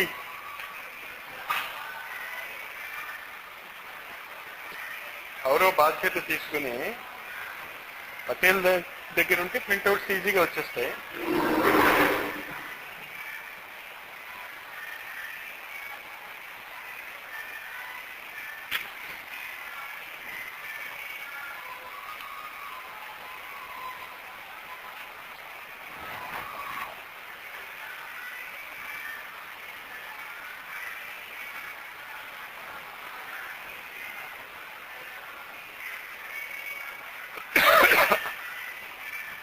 చేత భౌతిక, కామమయ, మనోమయ, విజ్ఞానమయ, దీనిపైన ఉన్నటువంటిది ఆత్మతలము. దీనిపైన ఉన్నటువంటి తలాన్ని అనుపాదక, దీనిపైన ఉన్నటువంటి తలాన్ని ఆది తలము అని చెప్తాం. 7 ప్లేన్స్ గుర్తుంచుకోండి. ఇవి మీకు కంటతా రావాలి. ఇవి కంటతా రాకపోతే సైన్స్ లో లాగే మీకు అవగాహన అవ్వదు. ఇంకా అంచేత యాంగిల్లో చాలా జాగ్రత్తగా గుర్తుంచుకోండి. ఇవి 7 ప్లేన్స్. ఈ 7 ప్లేన్స్ లో మళ్ళీ ప్రతి ప్లేన్ 7 సబ్ డివిజన్స్ ఉంటాయి. అంచేత ఇది ఫస్ట్ ప్లేన్ అనుకుంటే ఇందులో 7 సబ్ డివిజన్స్, సెకండ్ ప్లేన్ లో 7, మొత్తం ఎన్ని? 49. మన ప్రాణాలకి వాయువు చాలా ఇంపార్టెంట్. మనం జీవించి ఉండటానికి వాయువు చాలా ఇంపార్టెంట్. వాయువుని మరుద్గణాలు అని కూడా అంటాం. అవి ఎన్నని చెప్తుంది మనం? 49 మరుద్గణాలు. అంచేత ఈ 49 ఎలా వచ్చాయో కూడా గుర్తుంచుకోండి. భౌతిక తలంలో 7, కామమయ తలంలో 7, మనోమయ తలంలో 7, విజ్ఞానమయ తలంలో 7, ఆత్మతలంలో 7. మన వేద విజ్ఞానము, మన ఋషులు మానవ జాతికి అందించినటువంటి విజ్ఞానము ఈ 5 క్షేత్రాల వరకే చెప్పబడ్డాయి. నేను అన్న మాట వినండి, చెప్పబడ్డాయి అన్నాను తప్ప వాళ్ళకి తెలియదు అల్లే. ప్రపంచం కంటే వాళ్ళకి చాలా ఎక్కువ తెలుసు, కానీ అదే మనకి అర్థం కాదని వాళ్ళు ఏం చేశారు, ఇంతవరకు చెప్పారు మనకి. అంచేత ఈ ఆత్మతలము వరకే మనకు ఉన్నటువంటి జ్ఞానము సీమితమై ఉన్నది. రిటర్న్ ఫామ్ లో కానీ, శృతిలాగా కానీ, పురాణాలలా కానీ, దేనిలాగా కానీ ఏమి చెప్పినా కూడా ఆత్మ లెవెల్ వరకే వెళ్తుంది అది. దాని తర్వాత ఏమున్నది మాట్లాడదు. దాని గురించి ఏం చెప్తుంది అంటే నేతి వచ్చనే నిగమా వచ్చి not this not this not this. నువ్వు ఏం మాట్లాడినా అది కాదయ్యా. అది పాయింట్ అర్థమవుతుంది కదా. అంచేత మనం ఏం మాట్లాడుకున్నా ఎంతవరకు మాట్లాడుకుంటాం? ఈ కింద 5 తలాల గురించే మాట్లాడుకుంటాం. ఈ పై అనుపాదక ఆది తలము గురించి మనకేమీ తెలీదు అనలేము. తెలుసున్న ఋషులు వాళ్ళు చాలా మంది ఉన్నారు, కానీ వాళ్ళు చెప్పింది కూడా మనకేం అర్థం అవదు. దాన్ని ఏమని చెప్తాం మనం? అవాంగ్ మానస గోచరము అంటాం. ఒక పక్క అవాంగ్ మానస గోచరము అంటూ దాని గురించి నువ్వు చర్చ మొదలెట్టావనుకో, నిన్నేమనుకోవాలి? మూర్ఖులు అనుకోవాలి. It is not to be discussed. చేత ఇది ఏమిటి అనేటటువంటిది ప్రశ్న అడగొద్దు. అంచేత బుద్ధుడు ఏమనేవాడు అంటే, కొన్ని ప్రశ్నలకి నేను జవాబు చెప్పను, మీరు వాటిని అడగొద్దు. అంటే దానికి కారణం ఏంటి అంటే, ఈ మనోమయ తలంలోనే 2 తలాలు ఏర్పడతాయి. మనకి మానవ జాతికి 2 తలాలు ఏర్పడతాయి. ఇది క్లియర్ గా ఉందా? అర్థమవుతోంది కదా. అంచేత ఇది కాస్త పక్కన పెట్టాను నేను గ్లోబ్స్ ని. ప్రకృతిలో ఉన్నటువంటి 7 తలాల గురించి చెప్తున్నాను నేను. ప్రకృతిలో భౌతిక తలం ఉంది, కామమయ తలం ఉంది, మనోమయ తలం ఉంది, విజ్ఞానమయ తలం ఉంది. దాన్నే బుద్ధి తలం అని అంటాం, ఇంగ్లీష్ లో ఇంట్యూషనల్ ప్లేన్ అంటాం. దానిపైన ఆత్మ తలం ఉంది, దానిపైన అనుపాదిక తలం ఉంది, దానిపైన ఆది తలం ఉంది. ఇవి తలాలు ఎలాంటివో కూడా చాలా జాగ్రత్తగా గుర్తుంచుకోండి. ఈ తలాల యొక్క ఆ వైశాల్యమే అసలు మనకి అర్థం కాదు. ఇప్పుడు మన సైంటిస్టులు ఎక్కడో సుదూరంగా ఉన్నటువంటి ఒక గ్రహాన్ని చూస్తాడు. ఏ తలంలో చూశాడు? భౌతిక తలంలో చూశాడు. అంటే ఇదంతా ఎక్కడుంది? అది గుర్తుంచుకోండి. అంచేత సైంటిస్టులు కానీ, డాక్టర్లు కానీ ఎంత ఎంత ఎంత ఎదిగినా అడ్డంగా ఎదుగుతారు. నిలువుగా ఎదగాలి. లెవెల్ అర్థమవుతుంది కదా. ఆ తేడా కొంచెం ఇది భాషలో ఉన్నటువంటి లోపమే. నేను పైకి ఎదగాలి అంటే వీడేం పైకి ఎదగడు, సూక్ష్మీకృతం అవుతాడు. లెవెల్స్ అర్థమవుతున్నాయి కదా. స్థూలంగా ఉన్నదానికంటే ఒక లెవెల్ సూక్ష్మీకృతమైనది కామమైతలము, ఇంకా సూక్ష్మీకృతం అవుతే మనోమైతలం, ఇంకా ఈ సూక్ష్మీకృతం అవుతే. అంచేత ఒక యాంగిల్లో ఈ విశ్లేషణ కూడా మీరు గుర్తుంచుకోండి. ఫిజికల్ ప్లేన్ లో ఎన్ని తలాలు ఉంటాయి? ఫిజికల్ ప్లేన్ కొంచెం అర్థం చేసుకోండి. 7 తలాలు ఉంటాయి. అంటే ఫిజికల్ ప్లేన్ లో 1, ఫిజికల్ ప్లేన్ లో 2, ఫిజికల్ ప్లేన్ లో 3, ఫిజికల్ ప్లేన్ లో 4, ఫిజికల్ ప్లేన్ లో 5, ఫిజికల్ ప్లేన్ లో 6, ఫిజికల్ ప్లేన్ లో 7. ఇవంతా ఏ తలం? ఫిజికల్ ప్లేనే, భౌతిక తలమే. కానీ భౌతిక తలంలో దీనిని మనం సాలిడ్స్ అంటాం. గట్టిగా మనకు కనిపిస్తున్నటువంటి ఇవన్నీ కూడా సాలిడ్ తలం. ఇది లిక్విడ్.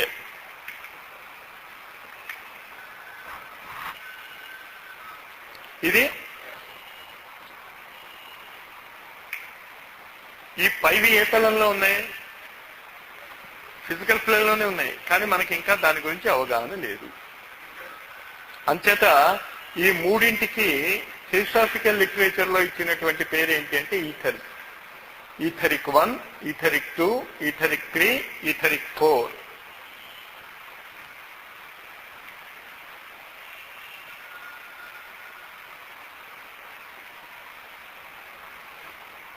ఈ మూడింటి కాంబినేషన్ తో ఏర్పడినటువంటి శరీరాన్ని మనము అన్నమయ కోశము అంటాం.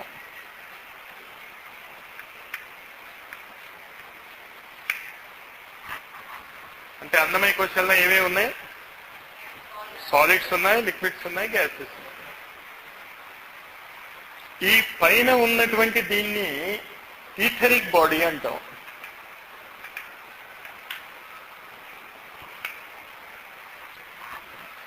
మన వేద వాంగ్మయంలో దీన్ని ప్రాణమయ కోశము అని కూడా అంటాం.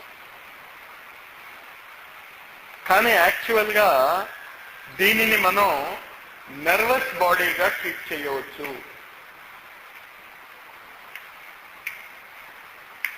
అంటే ఇదంతా కూడా రక్త ప్రసరణకి సంబంధమైనటువంటి శరీరం. అంటే ఈ అన్నమయ కోశంలో మెయిన్ ఏంటి? రక్త ప్రసరణ. ఏ పాయింట్కి రక్త ప్రసరణ వెళ్ళదో ఆ అంగము నిర్వీర్యమైపోతుంది.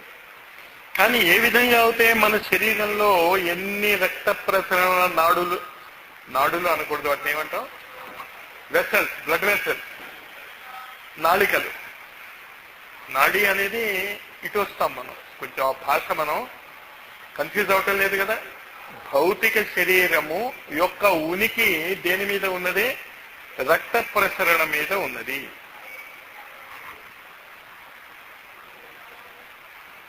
ఈ రక్త ప్రసరణ ఎలా జరుగుతుంది? మన శరీరంలో రక్త ప్రసరణకి కావలసినటువంటి వెసల్స్ ఉన్నాయి, బ్లడ్ వెసల్స్ ఉన్నాయి.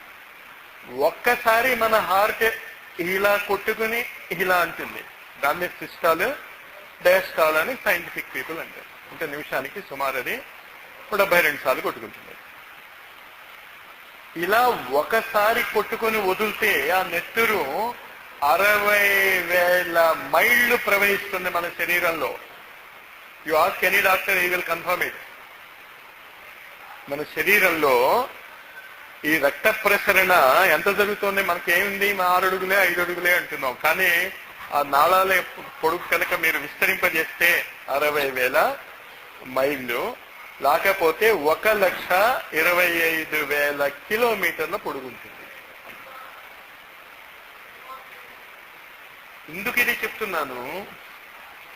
ఏ విధంగా అయితే ఈ బ్లడ్ వెసల్స్ మన శరీరం అంతా వ్యాపిస్తున్నాయో అదే విధంగా ఈ నాడీ మండల వ్యవస్థ కూడా ఉన్నది.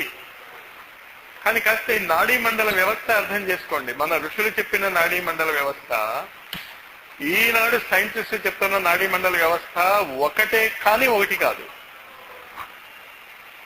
ఎలాగా అంటే నాడీ మండల వ్యవస్థ యొక్క ఏకైక లక్ష్యము ఏంటి అంటే ఎలక్ట్రికల్ ఇంపల్స్ ని ఒక చోట నుంచి ఇంకో చోటికి తీసుకెళ్తాం. అంటే ఈ నాడీ మండలం ఏం చేస్తుంది? కరెంటుని తీసుకెళ్తుంది, ఎలక్ట్రికల్ ఇంపల్స్ ని తీసుకెళ్తుంది. ఇప్పుడు వైర్లన్నీ ఉన్నాయి. ఈ వైర్లు కరెంటు కాదు, కానీ వైర్లు లేకపోతే కరెంటు వెళ్ళదు. తేడా అర్థమైందా? అంచేత మన ఋషులు దేన్నైతే కుండలిని అని అన్నారు. ఈ నాడీ మండల వ్యవస్థలో ప్రవహించేటటువంటి ఆ ఎలక్ట్రికల్ ఇంపల్స్. కానీ ఆ నాడీ మండల వ్యవస్థ కుండలిని ఇంపల్స్ కి సంబంధించినటువంటి నాడులు మాత్రం కావు ప్రస్తుతం. ఇంకా సైంటిస్ట్ దాన్ని పట్టుకోలేదు. వాటి యొక్క స్థూల నెర్వ్స్ ని పట్టుకున్నారు. ఈ స్థూల నెర్వ్స్ అన్నిటికీ బేసిస్ ఏంటి? బ్రెయిన్. నర్వస్ ఇంపల్స్ కరెక్ట్ గా ఉండాలంటే బ్రెయిన్ కరెక్ట్ గా ఉండాలి. అంటే బ్రెయిన్ తో పాటు అంగము కరెక్ట్ గా ఉండాలి. కానీ బ్రెయిన్ కరెక్ట్ గా ఉంటే అంగాన్ని రిప్లేస్ చేస్తే బ్రెయిన్ వర్క్ చేస్తుంది. బ్రెయిన్ డెడ్ అయింది అనుకోండి. పాయింట్ అర్థమైంది కదా?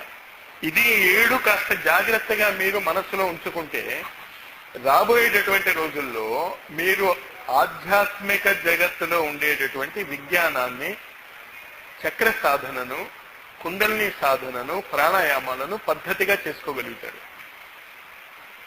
ఈ పాయింట్స్ ఆర్ క్లియర్. కానీ ఇదంతా కూడా ఏ తలంలో ఉంది?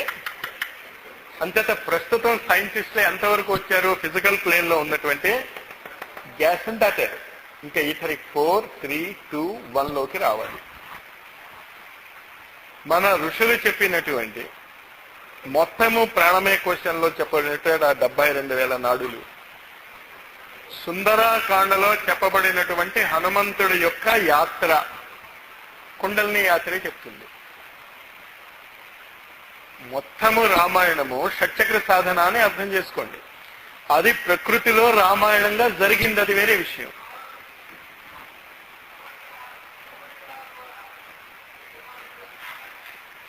ఆయన ఎవరు? వేయపడగల నవలు రాశాడు విశ్వనాథ్ సత్యనారాయణ గారు. పురాణ వైర గ్రంథిమాల అని ఒకటి రాశారు, ఎక్కడైనా సంపాదించండి అది. అందులో ఈ హిట్లరు, ఇప్పుడున్నటువంటి first world war, second world war లో ఉన్నటువంటి వాళ్ళకి, పురాణాల్లో ఉన్నటువంటి వాళ్ళకి సామ్యం చూపించాడు ఆయన. మళ్ళా వాళ్లే తిరిగి వచ్చారా అన్న క్వశ్చన్ మార్క్ వేసి వదిలేశాడు. ఆయన మాత్రం వాళ్ళు తిరిగి వచ్చాడన్నాడు. మనం సైంటిఫిక్ బ్రెయిన్ కదా, ముందు మనం కాదు అంటాం, మనకి చాలా అలవాటు అయిపోయిన పదేదో తెలిసినట్టు. ఈ పాయింట్స్ అర్థమవుతున్నాయా? అంతే. ఇక్కడే మీకు 2 వర్గాలు వచ్చాయి. ఒకటి స్థూల జగత్తులో స్థూలము, ఇది స్థూల జగత్తులో సూక్ష్మము అనొచ్చు కదా. పాయింట్ అర్థమైంది కదా. ఈ స్థూల సూక్ష్మ అనేది అన్ని ప్లేన్స్ లోనూ వస్తాయి మీకు. Is it clear? ఇప్పుడు అదే విధంగా కామమయ తలంలో కూడా 7 వస్తాయి. ఈ కామమయ తలంలో వచ్చేటటువంటి 7ంటిని కలిపే శంకరాచార్యులు వారు మాయా అన్నారు. ఇది కాస్త జాగ్రత్తగా అర్థం చేసుకోండి. ది సైంటిఫిక్ ఆస్పెక్ట్స్ ఆఫ్ మాయా, అద్వైత. ఈ 7 గ్రహాలు మనసులో ఉంచుకోండి. ఎప్పుడు చెప్పినా మనం తిరిగి అక్కడికి ఆ 7ంటి మీదకే వస్తాము.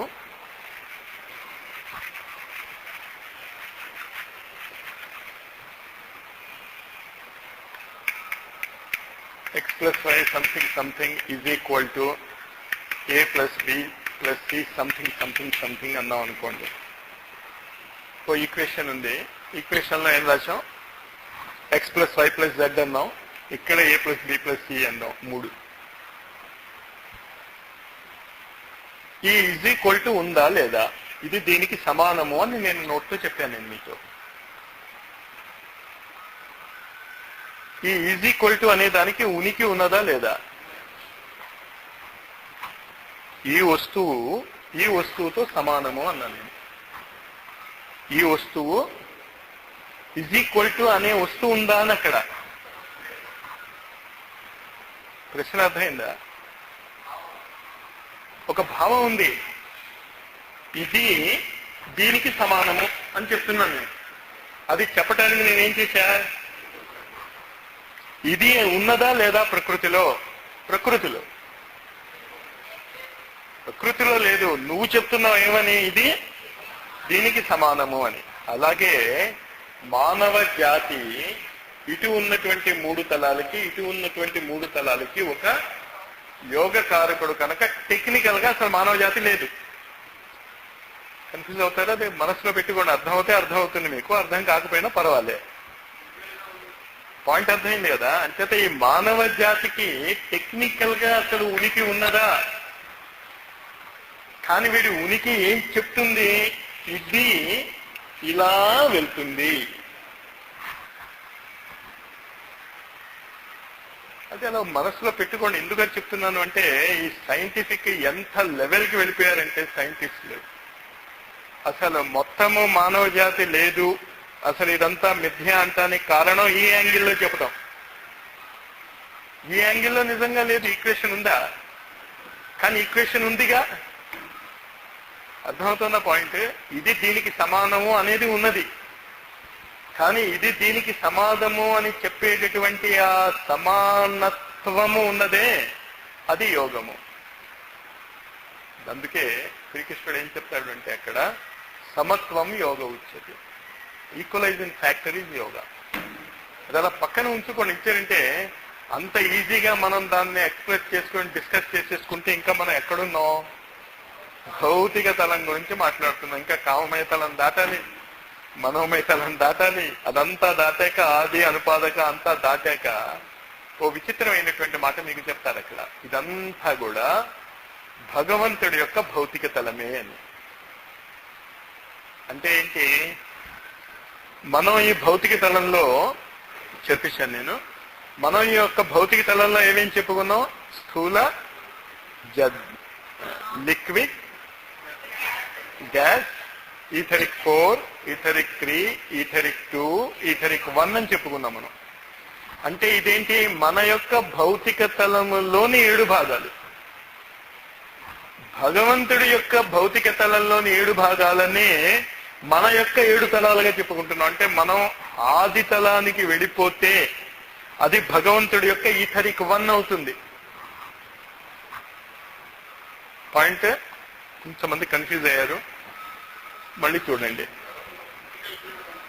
భగవంతుడి యొక్క ఫిజికల్ ప్లేన్. తప్పు మాట వాడేసానా?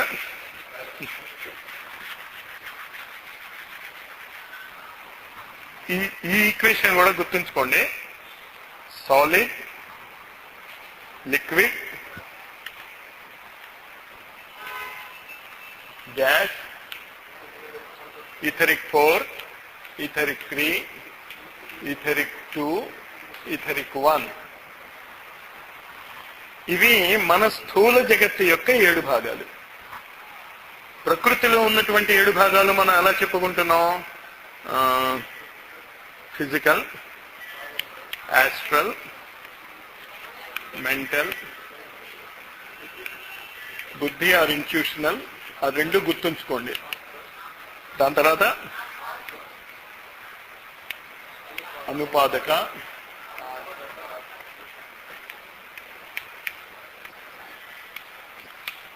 ఇది మనకి 7 తలాలు. మనం ఇక్కడెక్కడో ఉన్నాం మెంటల్ ప్లేన్లో. ఈ పై ఇంకా మనకి వర్కింగ్ ఆర్డర్లో లేవు. స్థూల జగత్తులో మనకి ఇంత ఉన్నాయి.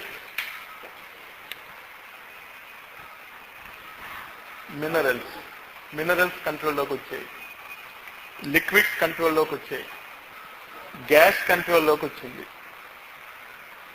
ఇంకా ఇవి ఎలా ఉంటాయి కూడా మనకి తెలియదు. కానీ నెర్వ్స్, ఎలక్ట్రికల్ ఇంపల్సెస్, ఎండోక్రైనాలజీ అనేటటువంటి పేరుతో ఇది యాక్టివ్ అవుతుంది. అంటే ఈ గ్లాండ్స్ అన్ని ఎక్కడున్నాయి మన శరీరంలో అంటే మన శరీరం యొక్క ఈ 4 లెవెల్లో ఉన్నాయి. Got the point. కానీ అది ఇప్పుడిప్పుడే సైంటిస్టులకి అందుతోంది. తమాషా ఏంటి? ఈ గ్లాండ్స్ నుంచి వచ్చేటటువంటి సెక్రీషన్స్ కి వాళ్ళు పెట్టిన పేరు కూడా హార్మోన్సే. హార్మోన్స్ అంటే సమత్వం, యోగ ఉచ్యతే. అంచేత ఎనర్జీ లెవెల్లో ఎవడు ఏ పేరు పెట్టినా దాని కార్యాచరణకి అనుకూలమైనటువంటి పేరే పెడతాడు. ప్రకృతిలో అది ఏ పని చేస్తుందో ఆ పేరే పెడతావు నువ్వు. అంచేత నువ్వు సైంటిఫిక్ గా ఈ లెవెల్కి వచ్చాక, ఇందుకు ఈ లెవెల్కి వచ్చాక హార్మోన్స్ అన్నావు. ఈ పైన 3 ఉన్నాయి, ఈ కిందన 3 ఉన్నాయి. వీటింటికి మధ్య ఉంది. Hormones is equal to harmonious. ఈ రెండింటిని మీరు కనుక కంపేర్ చేస్తే మనకి ఇవి 7 ప్లేన్స్. ఉచ్చ తలాలు. మనకి ఉన్నటువంటి ఈ 7 ప్లేన్స్ లో ఈ ఫిజికల్ ప్లేన్ లో ఈ 7 సబ్ ప్లేన్స్ ఉన్నాయి. మనకి ఈ ఫిజికల్ తలంలో ఈ 7 సబ్ ప్లేన్స్ ఎలాగో భగవంతుడికి ఆయన యొక్క ఫిజికల్ తలంలో ఇవి 7 sub planes. Got the point. ఇది ఒక్కటి కాస్త మీరు గుర్తుంచుకుంటే తర్వాత అన్నీ ఈజీగానే వెళ్ళిపోతాయి. అంచేత కాస్మిక్ ఫిజికల్ ప్లేన్ లో ఆది ఏంటి అంటే ఈథరిక్ 1. కాస్మిక్ ఫిజికల్ ప్లేన్ లో అనుపాదక ఏంటి అంటే ఈథరిక్ 2. కాస్మిక్ ఫిజికల్ ప్లేన్ లో ఆత్మ అంటే. అంచేత మన సాధన ద్వారా మనం ఈథరిక్ 3 కణాలను కనుక వైబ్రేట్ చేయించగలిగితే ఏ తలానికి వెళ్ళిపోతాం? ఆత్మతలానికి వెళ్తాం. పాయింట్ అర్థమవుతుంది కదా. బుద్ధి తలంలో బుద్ధి ఉందో అన్ననే కదా మనం. బుద్ధి ఉందా లేదా అన్నదానికి నేను పెద్ద ఎగ్జాంపుల్ ఏమి ఇస్తామంటే మనకి బుద్ధి లేదని చెప్తా. ఎందుకు లేదని చెప్తానంటే, నాయన it is injurious to smoke అంటే ఏం చేస్తావు నువ్వు? తాగి నువ్వేమంటావు? తాగటం ఎలా ఆపాలి అని నన్ను అడుగుతావు. అంటే ఇది ఉన్నట్ట లేనట్ట? నువ్వు ఆపగలిగితే అది చెడు, అక్కడ నిప్పుందిరా నాయన, నువ్వు కాలు పెడతావు, కాలు కాలుతుంది అని చెప్తే ఎలా కాలుతుంది? చూడాలి సైంటిస్టులే. పాయింట్ అర్థమవుతుందా? ఇంకా బుద్ధి డెవలప్ అవ్వలే, మనస్సు డెవలప్ అయింది. మనస్సు ఏంటి? ఏ స్థితికి సంబంధించింది? గ్యాస్ కొట్టడంలో ఎక్స్పర్ట్స్. మనస్సు అంటే అంతే కదా. దీని తర్వాత యాస్ట్రల్ అంటే లిక్విడ్, ఫిజికల్ అంటే ఇది. కాస్త నీట్గా రాసుకోండి మీరు. ఈ రిలేషన్షిప్స్ మనకి చాలా చాలా ఉపయోగపడతాయి. Is it clear? చెప్పి ఇది ఏ ప్లేన్స్? అవును, ఫిజికల్ ఏమో సాలిడే, యాస్ట్రల్ ఏమో లిక్విడే, మెంటల్ ఏమో గ్యాస్. బుద్ధి లెవెల్ వస్తే ఈథరిక్ 4, ఆత్మ లెవెల్ వస్తే ఈథరిక్ 3. అంతేగా. కాస్మిక్ ఫిజికల్ ప్లేన్ ఇది. కాస్మిక్ యాస్ట్రల్ ప్లేన్ మన యొక్క లిక్విడ్ ప్లేన్ కి ఈక్వల్, సమానం. ఈక్వల్ అంటే ఈక్వల్ అనుకోవద్దు. MSc first year second year, intermediate లో ఫస్ట్ ఇయర్ సెకండ్ ఇయర్ లాగా అన్నాం అనుకోండి, కరెక్టే కదా, ఒకే యాంగిల్లో. కానీ లెవెల్స్ యాంగిల్లో కరెక్ట్ కాదు. ఇది మన అవగాహన కొరకు చెప్తున్నాను నేను. అన్నిటికంటే చాలా ముఖ్యమైనది ఇదంతా కూడా కాస్మిక్ ఫిజికల్ ప్లేన్ అన్నది గుర్తుంచుకోండి. ఇంకా భగవంతుడి యొక్క యాస్ట్రల్ ప్లేన్ ఎలా ఉంటుందో దేవుడికి తెలియాలి, వాడి యొక్క మెంటల్ ప్లేన్ ఎలా ఉంటుందో దేవుడికి తెలియాలి, మనకి తెలియదు. మనం ఎక్కడున్నాం? ప్రస్తుతం మెంటల్ ప్లేన్ లో ఉన్నాం. ఇక్కడ నుంచి ఒక బొమ్మకు చెప్తాను, ఆ బొమ్మ ఇది ఓకేగా?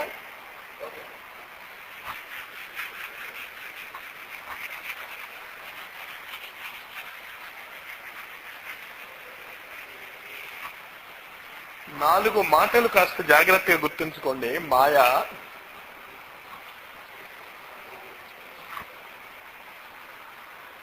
మోహము, భ్రాంతి. దీన్ని ఇంగ్లీష్లో ఇల్యూషన్ అంటాం, దీన్ని ఇంగ్లీష్లో గ్లామర్ అంటాం. మాయా, nobody knows what it is. మన భారతీయ ఋషులు దీన్ని చాలా ఎక్కువగా వాడతారు, మాయా అనే పదాన్ని. భ్రాంతి మనస్సుకు సంబంధించింది, మోహము యాస్ట్రల్ ప్లేన్ కి సంబంధించింది, మాయా మెంటల్ ప్లేన్ కి సంబంధించింది. ఇది కూడా గుర్తుంచుకోండి. మాయా అనేది ఒక మానసిక స్థితికి సంబంధించినటువంటి మాట.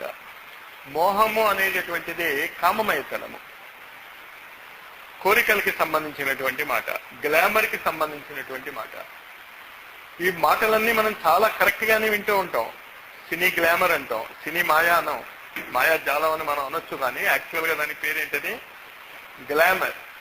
గ్లామర్ అనేది ఏంటంటే కోరికలకి సంబంధించింది. నీకు ఆ కోరిక లేదనుకో, అది గ్లామరస్ గా ఉండదు. నీకు ఎవరి మీదైనా ఒక మోహం ఉంటుంది, పిల్లల మీద కానీ, ధనం మీద కానీ, దాని మీద కానీ, దాన్ని ఈషణత్రయం అంటాం. ఇవంతా కూడా మోహానికి సంబంధించిన. అంటే ఏంటి? అసలు నీకు ఆ కోరికే లేదనుకో, నువ్వు దీనికి. ఈ మోహం ఎలా పోగొట్టుకోవాలో చెప్పేది భగవద్గీత. ఈ మొత్తం భగవద్గీత ఈ మోహం గురించి చెప్తుంది. దీనికి మళ్ళీ చాలా జాగ్రత్తగా గుర్తుంచుకోండి, ఇది యాస్ట్రల్ ప్లేన్ ఆర్ లిక్విడ్. ఈ మాట నేను వాడితే మీకు కన్ఫ్యూజన్ లేదు కదా. ఇది కామమయ తలం అని చెప్పాను కదా. కామమయ తలానికి ఇంగ్లీష్ పేరేంటి? యాస్ట్రల్. మన ఫిజికల్ ప్లేన్ లో దానికి ఈక్వలెంట్ ఏంటి? లిక్విడ్. జలము, నారము, నారాయణ. ఈ ఈక్వేషన్స్ గుర్తుంచుకోండి, ఫండమెంటల్ పేర్లు ఇవి.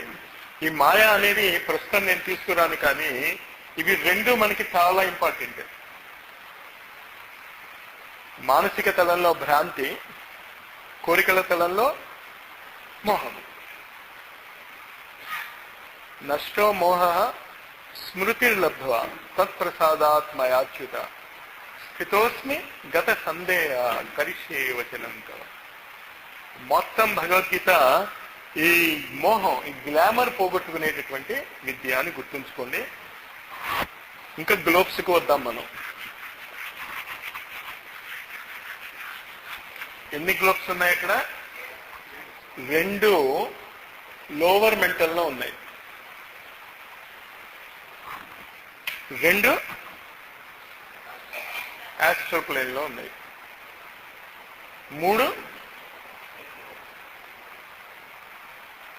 అంటే ఇందాక మనం రాసినటువంటి యాంగిల్లో మనం చూసుకోగలుగుంటే ఇది సాలిడ్ కదా, ఇది స్థూల జగత్తుకి సంబంధించినటువంటి 3 గ్రహాలు. ఇది ఇంకా నేను పృథ్వీ గ్రహానికి సంబంధించిన 7 గ్రహాల గురించి ఆ టాపిక్ లోకి వెళ్ళా. తలాలు అర్థమే కదా. ఇది ఫిజికల్ ప్లేన్ లో ఉన్నటువంటి 3 గ్రహాలు. ఇవి రెండు ఇక్కడ జాగ్రత్తగా గుర్తుంచుకోండి. మనోమయ కోశము 2 భాగాలుగా మారుతుంది. Mind, lower mind, higher mind, దాని తర్వాత యాస్ట్రల్, దాని తర్వాత ఫిజికల్. లోవర్ మైండ్ లో కంటే హయ్యర్ లెవెల్లో గ్లోబ్స్ లేవు. మన గ్రహాల్లో ఉన్నటువంటి ఈ 7 లోవర్ మెంటల్ ప్లేన్ లోనే ఉన్నాయి. అందువల్ల పృథ్వీ గ్రహాన్ని నీచ గ్రహము అని కూడా అంటాం, పవిత్రమైనటువంటి గ్రహము అనం. మన మొత్తము సృష్టిలో, మన సైకిల్లో 7 పవిత్ర గ్రహాలు ఉన్నాయి, 5 అపవిత్ర గ్రహాలు. అపవిత్రం అంటే అర్థం ఏంటి? లోయర్ మైండ్ లో ఉన్నాయని అర్థం. అపవిత్రం అంటే ఈ నీచం అని అనుకోకండి. వాటి తలము లోవర్ మైండ్ కంటే ఎక్కువ లేదు. ఈ 7 + 5 12. ఈ 12 మన ప్రపంచము నుంచి స్థూల జగత్తులోకి వెళ్ళేటటువంటి 7 చక్రాలు. ఈ మొత్తము కలిపితే మీ జాతక చక్రం అవుతుంది. 12 రాశులు ఆ యాంగిల్లో చదువుకోవాలి. అది ఎలా చదవాలి అని చెప్పింది వ్యాసుడు భాగవతంలో చెప్పాడు. జాతక చక్రం ఉత్తినే ఇప్పుడు మనం చెప్పుకునేవంతా ఏ స్థితిలో చెప్పుకుంటున్నాం, ఈ స్థితిలో ఉన్న మానసిక స్థితిలో ఉన్నటువంటి వ్యక్తులు జాతక చక్రం గురించి మాట్లాడుతున్నారు. ఏ స్థితిలో మాట్లాడాలి వాళ్ళు? ముందు ఈ లోవర్ మెంటల్ ప్లేన్ లో ఉన్నటువంటి 5 గ్రహాలు ఎక్కడున్నాయో తెలియాలి మీకు మీ జాతకంలో, 12 రాశుల్లో. తర్వాత మీ 7 చక్రాలను ప్రభావితం చేసేటటువంటి ఈ 7 గ్రహాలే. కానీ 7 4 గ్రహాలు కావు. 4 గ్రహాలు కావు. ఏంటి గ్రహాలు కావు? Moon is a satellite, sun is a star, సరే రాహువు, కేతువు, ఇవి అసలు ఛాయాగ్రహాలు. There are nodal points. ఇంకా మిగిలినవి ఏంటి?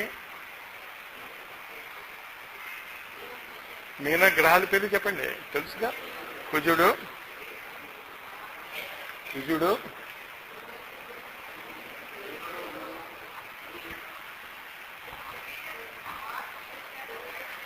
ఓ పని చేయండి, వారానికి ఎన్ని రోజులు కాస్త పేరు చెప్పండి. మీరు గ్రహాలు చెప్పలేకపోతున్నారు కదా, పోనీ ఇది చెప్పండి. ఆదివారము సూర్యుడు, సోమవారం ఎవరు? అమ్మాయ, దాని తర్వాత కుజుడు, తర్వాత అమ్మయ్య. గ్రహాలు చెప్పగలిగారు. మన పరిస్థితి ఎలా ఉందో చూడండి. వీ వాంట్ టు రీడ్ ఆధ్యాత్మిక విజ్ఞానం. గ్రహాలు టక్కమని చెప్పాలి అంటే అన్ని ఓ వరుసలో చెప్పలేరు మీరు, కానీ ఆ వరుస కావాలి మనకి, అదే వరుస కావాలి, ఆ వరుసే కావాలి మనకి. అంచేత ఇవి 2 గ్రహాలు కావు. ఇవి 2 అసలు గ్రహాలు కావు, ఏమీ కావు, 2 బిందువులు మాత్రమే.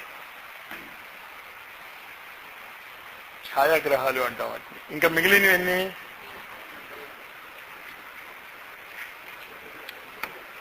ఈ 5 మనని శాసిస్తాయి కనుక దీన్ని మనం ప్రపంచము అంటాం. నిజానికి ఆధ్యాత్మిక దృష్టికోణం లేకపోతే మీరు ఈ 5 గ్రహాలని చూసుకుంటే చాలు, మిగతావన్నీ చూసుకుని మనం గందరగోళం పడుతూ ఉంటాం. అస్ట్రాలజర్స్ కాస్త ఈ పాయింట్ గుర్తు చేసుకుంటే వాళ్ళు చాలా కరెక్ట్ ప్రెడిక్షన్స్, ఒక కరెక్ట్ దిశలో వాళ్ళు చూడగలుగుతారు. ఇవన్నీ దేనికి ఉపయోగపడతాయి అంటే, when you going to this type of analysis, అంటే ఎప్పుడైతే నీ జీవితము ఆధ్యాత్మికత వైపు మలుపు తిరగటం మొదలెడుతుందో మొట్టమొదట ప్రభావం ఏమవుతుందంటే సూర్యచంద్రులు ఉపయోగించబడతారు. సూర్యచంద్రులు అంటే ఎవరు? ఇడానాడే పింగళానాడి. ఇడానాడే చంద్రుడు, పింగళానాడే. అందుకే గురుదేవులు ప్రాణాయామం చేయటం చేతగా అన్నటువంటి వాడు యజ్ఞం ఏం చేస్తాడు అన్నాడు. చాలా స్పష్టంగా అశ్వమేధ యజ్ఞంలో ఆయన ఈ మొత్తము యజ్ఞాల యొక్క పరంపర గురించి మాట్లాడుతూ, ఇది మీ శ్వాసకు సంబంధించినటువంటి విద్యా యజ్ఞము. సామూహిక శ్వాస, పెద్ద పెద్ద యజ్ఞాలు. అసలు శ్వాస గురించి మనం పట్టించుకుంటున్నాం? అసలు పట్టించుకోవటం లేదు. మరైతే మనం చేసేటటువంటి యజ్ఞాలన్నీ వేస్టేనా? వేస్ట్ కాదు. ఎందుకంటే మీ శ్వాసను నియంత్రణ చేసేటటువంటి మంత్రాలు అక్కడ వాడుతున్నారు మీరు. ఆ మంత్రాలు మీ శ్వాసను మార్చేస్తాయి. ఓం నమ శివాయ స్వాహ అనేప్పుడు మీ శ్వాస, ఓం భూర్భస్వ తత్వితుర్వరేణ్యం భర్గో దేవస్య ధీమహి ధియో యో నః ప్రచోదయాత్ స్వాహ అన్నప్పుడు శ్వాస ఒకటి కాదు. కానీ ఇదంతా ఏంటి? మెకానికల్ గా జరిగేటటువంటి ప్రాసెస్ ఋషులు డెవలప్ చేశారు, మనకు అందజేశారు. కానీ ఇప్పుడు మీరు దాన్ని ఉపయోగించుకోదలుచుకుంటే, ఋషులు ఉన్నప్పుడు ఉన్నటువంటి మానసిక స్థితి యాస్ట్రల్ ప్లేన్ లోనే ఉండేది మనకి. ఎన్ని యుగాల కిందటది? అప్పటికి ఇంకా మనకి మనస్సు కూడా డెవలప్ కాలే. ఇప్పుడు మనం ఎక్కడికి వెళ్ళబోతున్నాం? దమ్మున్నటువంటి వాడు బుద్ధిక్ ప్లేన్. బుద్ధిక్ ప్లేన్ అంటే అర్థమవుతుంది కదా, మనోమయ తలాన్ని దాటి వెళ్ళగలిగేటటువంటి సామర్థ్యంలో ఈనాడు చాలా మంది మానవులు ఉన్నారు.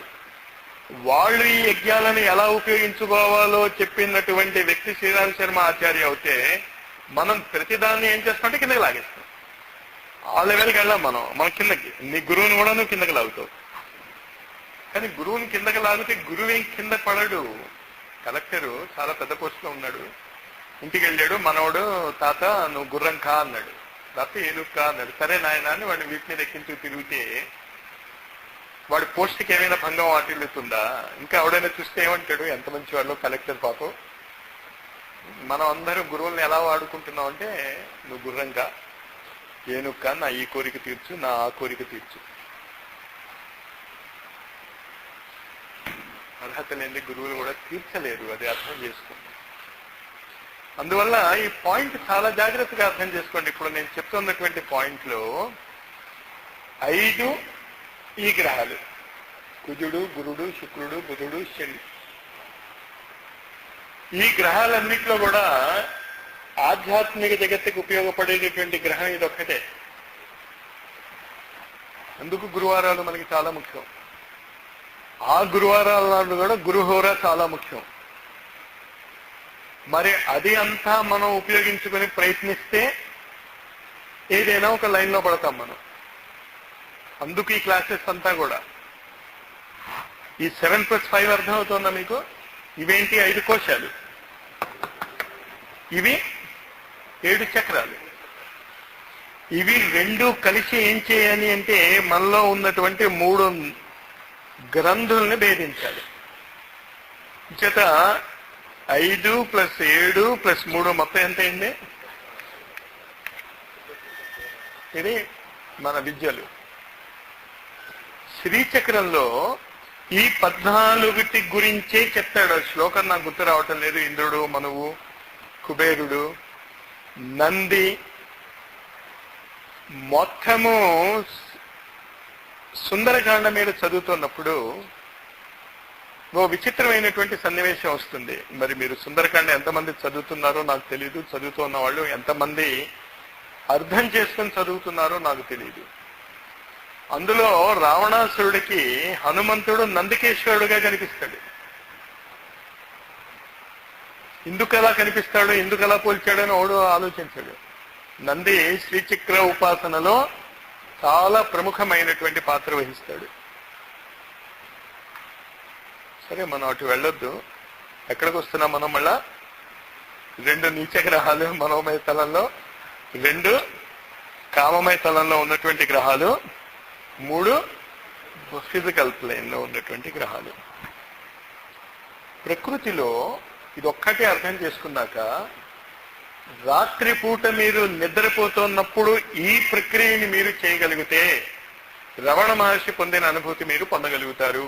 రమణ మహర్షి పొందిన అనుభూతి ఇదే.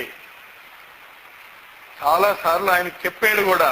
కావ్యకంఠ గణపతి ముని దశ మహావిద్యల గురించి పుస్తకం రాస్తూ ఈ విషయాన్ని చెప్పాడు. మనం ఏ పుస్తకం చదవము, ఎవడో చెప్పింది ఏదో పట్టుకుని రమణ మహర్షి ఏం చెప్పాడు అంటే నేను ఎవరు అన్నాడు అయిపోయింది. చదవాలి వాళ్ళు. ఉత్తిన పుస్తకాలు రాశారా వాళ్ళు? వాళ్ళని పిచ్చివాళ్ళ రాయటానికి. శ్రీరామ్ శర్మ ఆచార్య ఆయన చనిపోయేంత వరకు కూడా రోజుకి 4 గంటలు రాసేవాడు. ఆయన 16వ ఏట నుంచి ఆయన శరీరం వదిలిన రోజు కూడా ఆయన రోజుకి ఒక 4 గంటల పాటు, 12 గంటలకు ఎప్పుడో ఆయన తపస్సు కూర్చుంటే 12 నుంచి 4 గంటల వరకు మంత్రజపం చేసుకుని 4 నుంచి మళ్ళా మనకు దర్శనం ఇచ్చటానికి పొద్దున్న 6 గంటలు ఎప్పుడో వచ్చేవారు కదా, అంతవరకు ఆయన రాస్తూనే ఉండేవాళ్ళు. నాన్ స్టాప్ గా రాస్తూ ఉండేవాడు ఆయన. మరి ఆ రాసింది చదివే బాధ్యత మనకి లేదా? ఎందుకు రాశాడు ఆయన? తోచక చేతి నెప్పెచ్చ. ఏందో నాకు మిమ్మల్ని చూస్తే నాకు చాలా ఆశ్చర్యం వేస్తుంది. అసలు ఒక పుస్తకం చదవమన్న పుస్తకం కూడా గాయత్రి మహావిజ్ఞాని 22 ఏళ్ల బట్టి నేను చదవమని చెప్తున్నాను, ఒకడు చదవలే. చదివారా ఎవరైనా 3 పుస్తకాలు? చదివాక ఏం మార్పు వచ్చింది? చదవటం అంటే అర్థం ఏంటి? ఆచరణ, సైన్స్. అది పాయింట్ అర్థమవుతుంది అంతే. ఈ సంవత్సరము ఐఎమ్ వెరీ సీరియస్. చాలా విశేషమైనటువంటి సాధనా రహస్యాలు ఉన్నాయి. ఈ సాధనా రహస్యాన్ని అర్థం చేసుకోండి. Lower mind. లోవర్ మైండ్ అంటే ఏంటి? Concrete mind. భౌతికంగా నాకేం ఉపయోగం ఉంది అనేటటువంటి మాట వాడేటటువంటి వాడు నీచ మనస్సులో ఉన్నాడు అని అర్థం. వ్యక్తిగతమైనటువంటి మనస్సులో ఉన్నాడు అని అర్థం. స్వార్థపూరితమైనటువంటి మనస్సులో ఉన్నాడు అని అర్థం.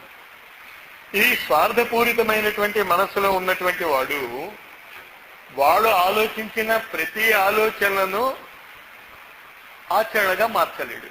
చాలా మందికి సాధనలు చేయాలని ఉంటుంది, చాలా మందికి ఏవేవో చేసేయాలని ఉంటుంది.